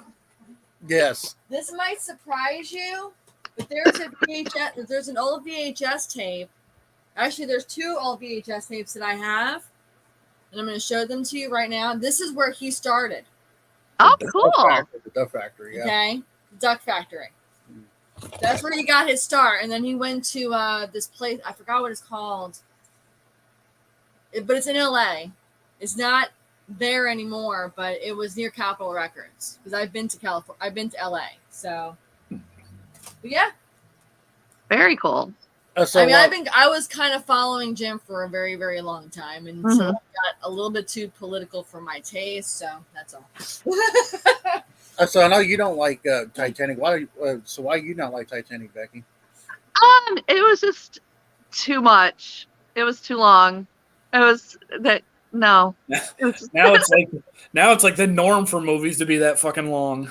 Oh, and it was just overhyped at the time, because I watched it and it was so hyped up. I just didn't. It's like, all right, we know what happens. Like, See, I didn't hate it or like it either way. I just didn't really care. yeah. Like I remember I think I was in like 5th or 6th grade, something like 6th grade when that movie came out. So we had to do like a different little report about like faking being on the Titanic or something. And the only thing I did was I started pulling little pieces of clips like, oh yeah, we got to watch one guy hit the rudder and go tail spinning out of fucking control. I love that scene. My buddy that read it. He goes, yeah, I saw the movie. I know exactly what you're talking about. You watch it. And I'm like, I think that was like the only part of it that I've seen and remember that was school appropriate. And I couldn't stop laughing. I was trying not to laugh at those scenes where it's like upside down and you hear ping, ping, ping. And that was why I laughed at it, is because when the guy that was from that scene in the movie, when the guy hit the fucking rudder, he made that ting and then fucking cartwheeled out of control. I'm like, oh my God, that's great. 6th grade, 12-year-old me was demented as shit, loving every second of it. The movie wasn't. The actual event was. Huh? I actually cried watching the movie. Apparently, my 13-year-old daughter is over here saying, I actually cried watching that movie. I don't even know why. A lot of people did. Yeah. I couldn't even finish it. I mean, a song can get you, Jack dying can get you. I don't know. I mean, it's sad. You want to know a song that gets me? Oh, yeah, by the way, Tegan Jack dies in the movie. Yeah, I know. He saves you know what my daughter said she couldn't get to that part, so I had to spoil such an it for her. asshole. You know what a song gets? You know what song that gets me in a movie? There was room for 2 on that door. I know, bro. If you ever watched the movie, A Walk to Remember. Okay, there's a movie out there that is a super tearjerker. No, if you don't cry to it at the, you're not human. A Walk to Remember. Isn't that a Keanu Reeves movie? No, that's a different one. That was a Shane West and a Mandy Moore movie. It's called Watch Remember, and you have. Oh my God! I read the book. I read the book. It's a tear jerker from hell. It was. Yeah, it was. I've never seen that one. I never watched the movie, but I did read the book. Really and very. Oh my God. Yeah. Oh, when she starts singing. When she starts singing, that's it. I'm done. You're like, I'm gone. I can't do this anymore. You said A Walk to Remember? A Walk to Remember. Yep. Another movie I did not like. I did not like the Free Ninjas with Hulk Hogan. That was a little. That was another one where I was like, okay, this is bad. Now I like the original Free Ninjas. Don't get me wrong. I just didn't like the Free Ninjas with Hulk Hogan. You know that the third out of the original trilogy for those, the third movie was actually supposed to be the second one. Really? Which is why they have the same actors for the boys, but the one that we actually have as the second one has a different Rocky. Because the original Rocky at that point in time when they made that had braces, so they had to recast it. Which is funny because then it just screws up everything and how they look. Because I'm looking at I've been going through VHSs and stuff. I don't know if you guys can see that down there. Yeah. That bright orange box is the original Three Ninjas movie. Nice. On VHS. Unfortunately, though, the one underneath of it is kicked back, and then the one on the bottom is the one that Kev doesn't like. Another one I don't like is the Universal Soldier Returns with Goldberg in there with Jean-Claude Van Damme, Universal Soldier. I was kind of like... See, I never watched that one. Yeah, it was horrible. Now, I did like Ready to Rumble. I can't lie. I'm a sucker for that one. But that's because Goldberg was the main premise of that. No. That was Jimmy the King. And I absolutely love, as horrible as that movie is, that the only person two people. The two people that end up becoming like some of the main like characters for the wrestling at the end of it have never been in a ring at all, ever. You have Oliver Platt from fucking Chicago. What is it? Chicago Med? Yep. the lead doctor from Chicago Med playing essentially knockoff Jerry the King Lawler. That just sounds bad. This movie is so bad, it's good, Becky, in my opinion. Because it has all the it has a lot, not all, it has a lot of the WCW wrestlers. Like the protagonist or the protagonist would be the knockoff Jerry Lawler. And you get the Macho Man in the beginning. Yep, you get. Is Macho Man in the movie? Yes, he is in the beginning.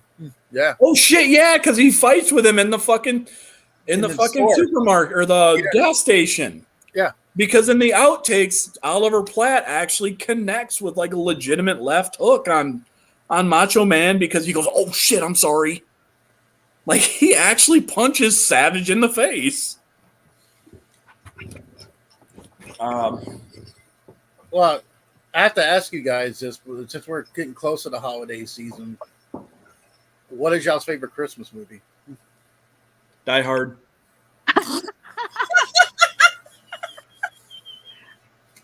And Die Hard 2. I'm sorry. That's great. I will die on this. I will die on this hill. It is not Christmas until Hans Gruber is thrown off of Nakatomi Plaza. I would have to say I have two. One of them, It's a Wonderful Life. Mm-hmm. And the other one is National Lampoon's Christmas Vacation. Christmas Vacation. Yep. I'm gonna catch hate for this, but I fucking hate that movie. What's wrong with you? I hate all the National Lampoon movies.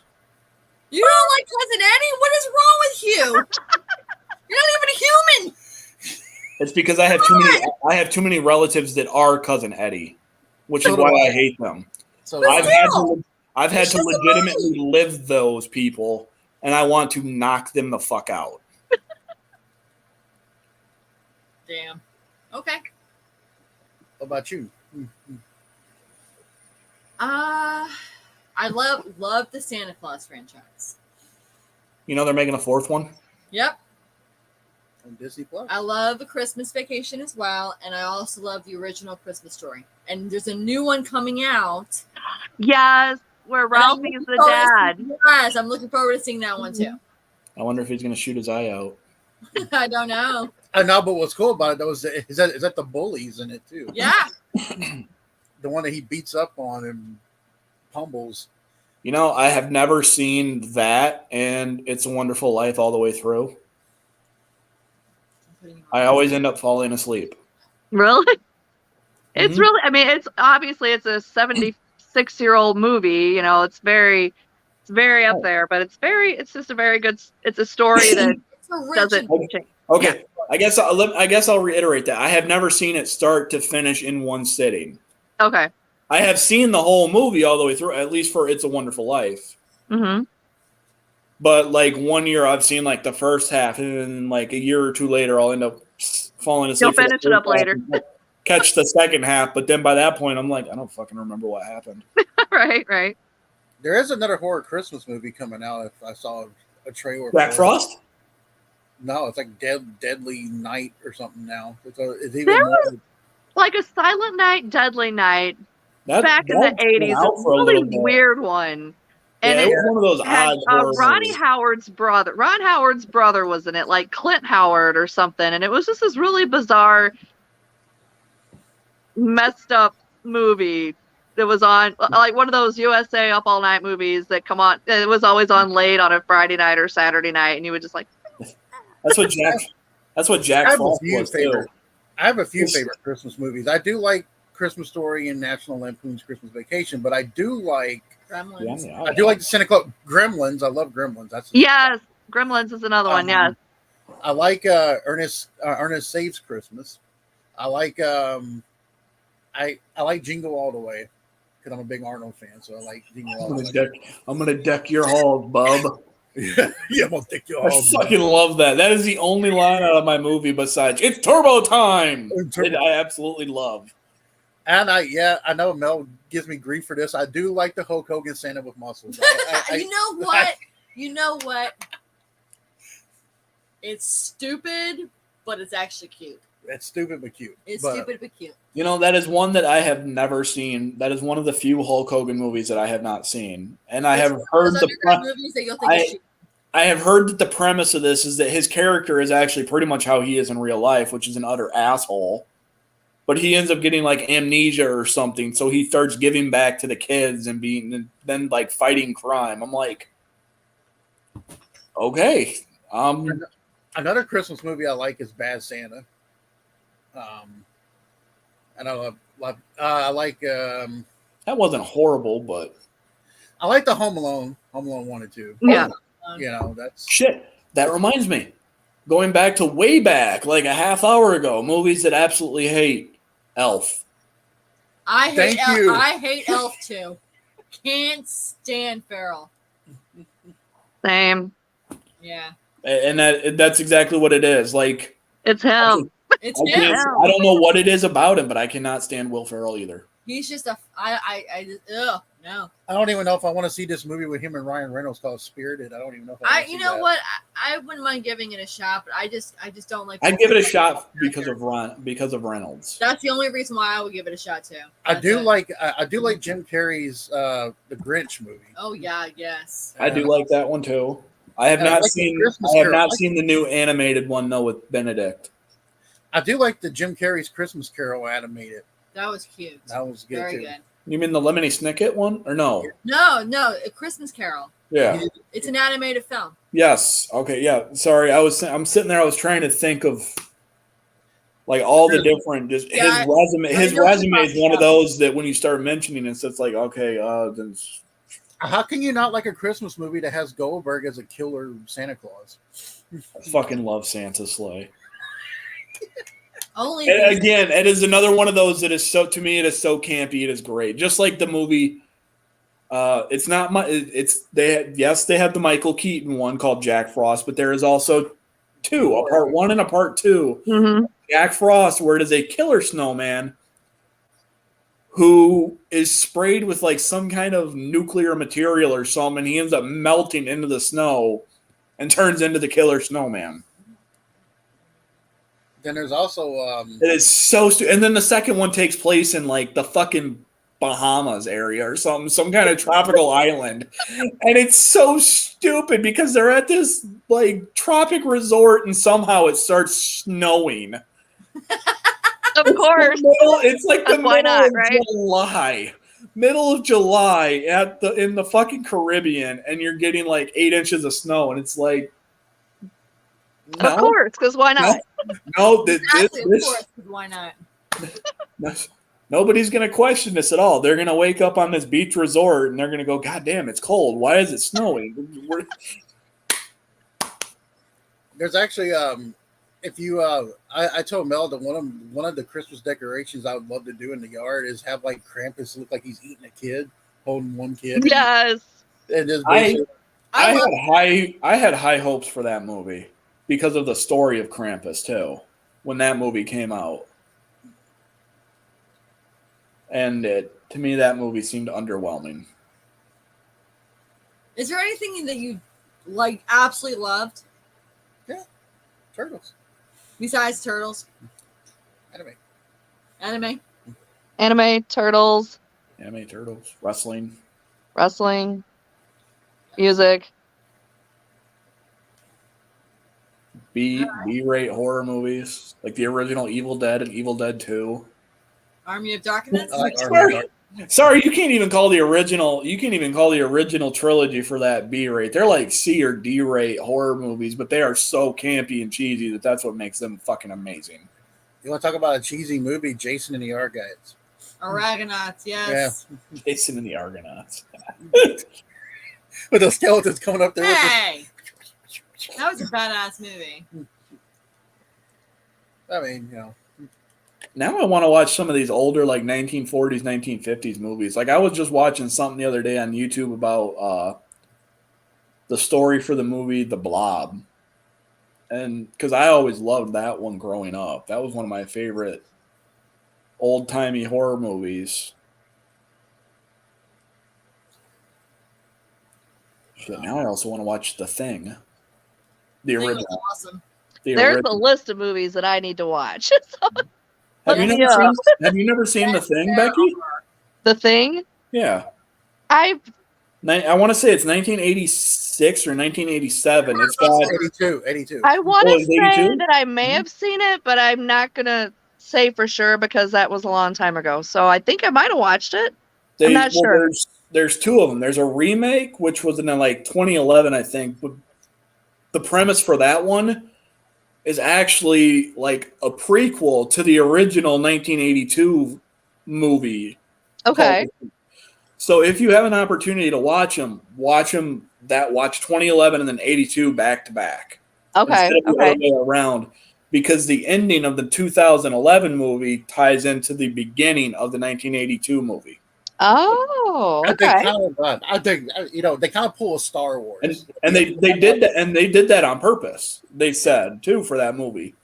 So it was supposed to be like its own play, like a remake of the movie, but then they also wanted to be able to tie it into the original movie so that it's not like it's its own thing. It stays with the storyline instead of trying to rewrite the story. That's cool. Okay. Kind of like I had a issue with the movie Prey that just came out not too long ago because I keep forgetting that there's multiple different like casts for the race of what the predators are. Mm-hmm. So you've got you're in this. I think it's the 1700s is when this movie is supposed to take place. Yeah, 1775, because they make a reference to it. They have a callback with at the end of the movie. The predator steals a pistol that one of the other predators throws to Danny Glover at the end of Predator 2 when he gets into a fight and he's looking at the pistol. This old black pistol is one that gets taken by another predator at the end of Prey. And I'm just watching it, and I'm sitting there looking at this, and I'm like, the fucking technology. I'm like, what? Why? Mm-hmm. Remembering, like, you watch the original Predator, or even in Predator, I don't know if it happened in Predator 2, but Predator 1, he gets wet, he falls in the water, his cloaking shit doesn't work. Prey, the Predator's sitting there, he's fighting with a fucking 4,000-pound grizzly bear standing in a creek, and basically his armor, the stealth armor works like nothing ever happened. And it was one of those that I couldn't disconnect the different casts. And it was one of those that's like, this is bullshit. I was pissed. Mm-hmm. One of my other buddies that I don't know if he does stuff like this. I would have loved to have brought him in on this. He's an expert of just some of these old time, like not old time, even just a horror expert. He loves this shit. And he was the one who had to explain it to me and go, dude, you're looking at it from the wrong way. Just chill. Shit, you're right. There's actually a preference from the first one in Prey too, because the Indian tribe in Prey is also that Native American guy in the first one with Arnold is actually a descendant of them. Oh, Billy. Oh, yes. I forgot about that shit. Cool. Yeah, so it's very cool. And that's what I love is that they make like a lot of these. They make callbacks to these other movies that help pave the way for where they are now. Well, before we end the stream, I was going to ask you guys this: like, what would be your dream role in any movie? Like, what would be your dream role? Let's see. Anything with a shark.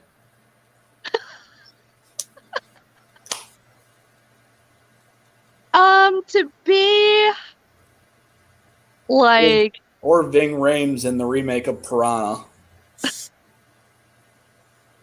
With the fucking boat propeller. It's so stupid, but I fucking love it. To be like the ultimate like super villain, anti-hero, that would just be such a fun part to play. You know, just to be that villain. That would just be so fun to play the villain, I think. You know, just to be the bad guy or the serial killer or whatever the case may be. Like, be that. It would just be fun, I think. That would be fun. I wouldn't mind being casted as Carnage. I wouldn't mind being casted as a wannabe Deadpool, the female version of it. They have Lady Pool Yes, I do. Yep. because they also have Dog Pool and Head Pool and Dino Pool. You're just ruining dream. I would love if Marvel ever wanted to have someone else play Logan. I would actually answer the call. I would Mel. answer the Wolverine. Well, Mel. What? Dino Pool. Aww! That's so cute! And he's a bobblehead. That is so cool! Cool. Love it. And now, if we're talking about horror, though, I would love to play Jason. Just to, And Yeah. another role I would love to play would be Lorraine Warren. Yeah, That would be badass. That would Yes. be awesome. You know, I was telling him this was several years ago. This when Lorraine Warren passed away, and this was the time that we were really getting into Ghost Adventures. Mhm. And I had this. I was on my way home from work that day, and I had this inclination. This thought came into my mind of Arnold Schwarzenegger's voice on top of Lorraine Warren's body, going when she finally passed away. It was all bullshit. it is all bullshit. It is all bullshit. Yeah. I mean, I'm like, That's great. afterlife is like, okay, it's all bullshit. Everything you've ever known, it's all bullshit. It's all bullshit. That's great. You know. So, I'll tell you what. Yeah. I'll tell you what. You guys had to mention Arnold, and one of the movies that I just added to my list today of things to watch Mm. is a movie that has Arnold in it and Jackie Chan. It is called Iron. Around It the is called World. Iron Mask, Iron Man. Yeah. Yeah. and all I saw were a few little snippet clips of it, and I was just like, I have to watch this movie because it is going to be so campy. It's going to be great. I have to find it on my Vudu and rent it now.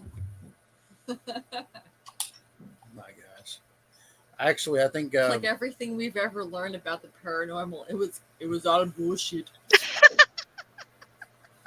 Well, isn't I honestly don't know why that isn't that in my mind, but I just put 1 and 2 together, and it just happened, and I just got a kick out of the thought of that. You know, like, oh fuck. didn't they like indulge a lot, not indulge, but embellish a lot of it though too, they said. Somebody had said. Well, I mean, they had to come up with the script for the movies, but yeah, I mean I just could see where some of Lorraine the stuff was Warren. embellished, obviously, but could be. there really is. Honestly, we'll never really know. No, There really is. There really is an Annabelle doll, but it's a Raggedy Ann doll. Yeah. Yeah. Digital. I had known that because she's also disappeared. Mhm. and the Conjuring house, that's real. You know, the family actually gave their own. Yeah. Yes. Like, I mean, I believe that. Like, I'm also I mean, one of obviously those. some embellishments, of course, but Yeah. for Like, entertainment purposes. I'm also one of those that it's like it to me it's tangibility, like interacting with you three right now. To me, it's in the moment. It's something that is real. Like I know this cup is reality. It's here. It's not embellished. I'm holding this cup. I'm taking a drink out of this cup. Are you There's no bullshit involved. There was water and ice in this cup, kind of thing. Like I'm a seeing is believing kind of person. If I experienced it, it would go a hell of a lot longer or a hell of a lot further for me to go, okay, yeah. There's like, I'm not saying that I'm discrediting like, no, all this is bullshit, because obviously I've talked and I've listened You're to. a skeptic, and that's okay. Yeah. It's like if I had some kind of a paranormal activity or event where it happened to me, son of a bitch. All right, you know what? I'm not a skeptic anymore. This is fucking facts. Mhm. This is completely plausible. That's So- normal. That is definitely normal. Well, I know for a fact that the paranormal is real. Yes. But that's with me because I actually just had a very very recent experience with something not necessarily paranormal, but something that I'm not going to say it scared the shit out of me, but it was real. Mhm. As real can get. Somebody that passed on that I loved, I got to see, and I'll never forget it. Yep. After they passed on. So, Yep. it is very real. It is real. It is very real. But I know that people are very skeptical and say, like, it's not possible, but where they just don't believe it, or maybe they just fear it. But that's a whole nother. That's a whole other. That's a Yes. whole nother video. Yes. I think I mean, I do want to go again on record saying is I'm not denying it. I'm not a Republican, so It has nothing to do with politics. I was just making the political like joke at that one because Republicans deny so much bullshit. Well, so do true. Democrats, but that's beside the point. They all deny They everything. all deny everything. Deny. You get a But school, but you don't. let's. That's a whole other. That's a whole other. That's a whole other video. Politics. We're not gonna. If we get into politics on here, we might all hate each other at the end of it. No, I ain't gonna hate you. No. No, that's not that thing. I was being sarcastic. No, but the one thing I would think that would be a really cool thing is if me and you, Mike, can ever get on Shark Week on Discovery. And you actually get inside a shark. Inside a cage. I like to see that. That's my I favorite. would love to see me and Mike double suplex a shark. That would just be the funniest fucking thing ever. I like to see you both double suplex a megalodon. Wow, that's pushing it. That's pushing it. Fuck that. No. I'll give that bitch an F5. Stand in the middle of the ocean, giving it a harpoon shot. Then I'll give it an F5, like Brock Lesnar. I'll have to use Nate as bait first. And then Oh, come on. Leave Nate alone. He's not here to defend himself. Exactly. I know. No, actually, Nate could be the one that would tell us where to go because he's really smart with that. He'd be like, "Oh, yeah, over here." We'll use some other people as bait instead. Oh, those people, yes. Anyways, though, we did talk about a vagina with teeth, the turtles. Talked about a lot of stuff Yeah, today. Lots of things. All the things. Thank you guys. Thank you guys for having me on too. Thank you. Absolutely. It definitely was a fun night. Thank you. Like if we do a paranormal thing, I think we gotta bring Becky on for that one because Please, that would be fun. That would be awesome. Thank you. Yes. Bring her back with Belle. Oh yeah, have her on a show with Belle. Oh Lord, yeah, Belle's good with that. That'd be awesome. Yeah. Me and her supposed to be. I have known Belle for just a little over 20 years. Oh wow, cool. She is literally one of my best friends. We have reconnected on a more spiritual level in the last 6 months or so. But I have definitely I've known this girl for half my life, and she's got a lot to offer. Awesome. Paranormal, the world. She's just a very, very bright person. Awesome. Very awesome. Well, we thank you guys for coming on the show. Yep. Thank you guys. Thank you. Of course. And we got to hear always a blast. Always saw some comments from the Juggalo Gamer and the Prodigal Hill. Apparently, Juggalo Gamer wants to have. He said one of his favorites was Halloween 4, and then he was a guy. He was a military. That was Prodigal Hill. Yeah, and a Doyle rules. All right. A Doyle rules. Now, if you watch Hoobie Halloween, the Doyles come back. Are you fucking serious? They come back in the Adam Sandler Halloween movie, Hoobie Halloween. That was such a weird, awkward movie. Yeah. Really that one was, yeah.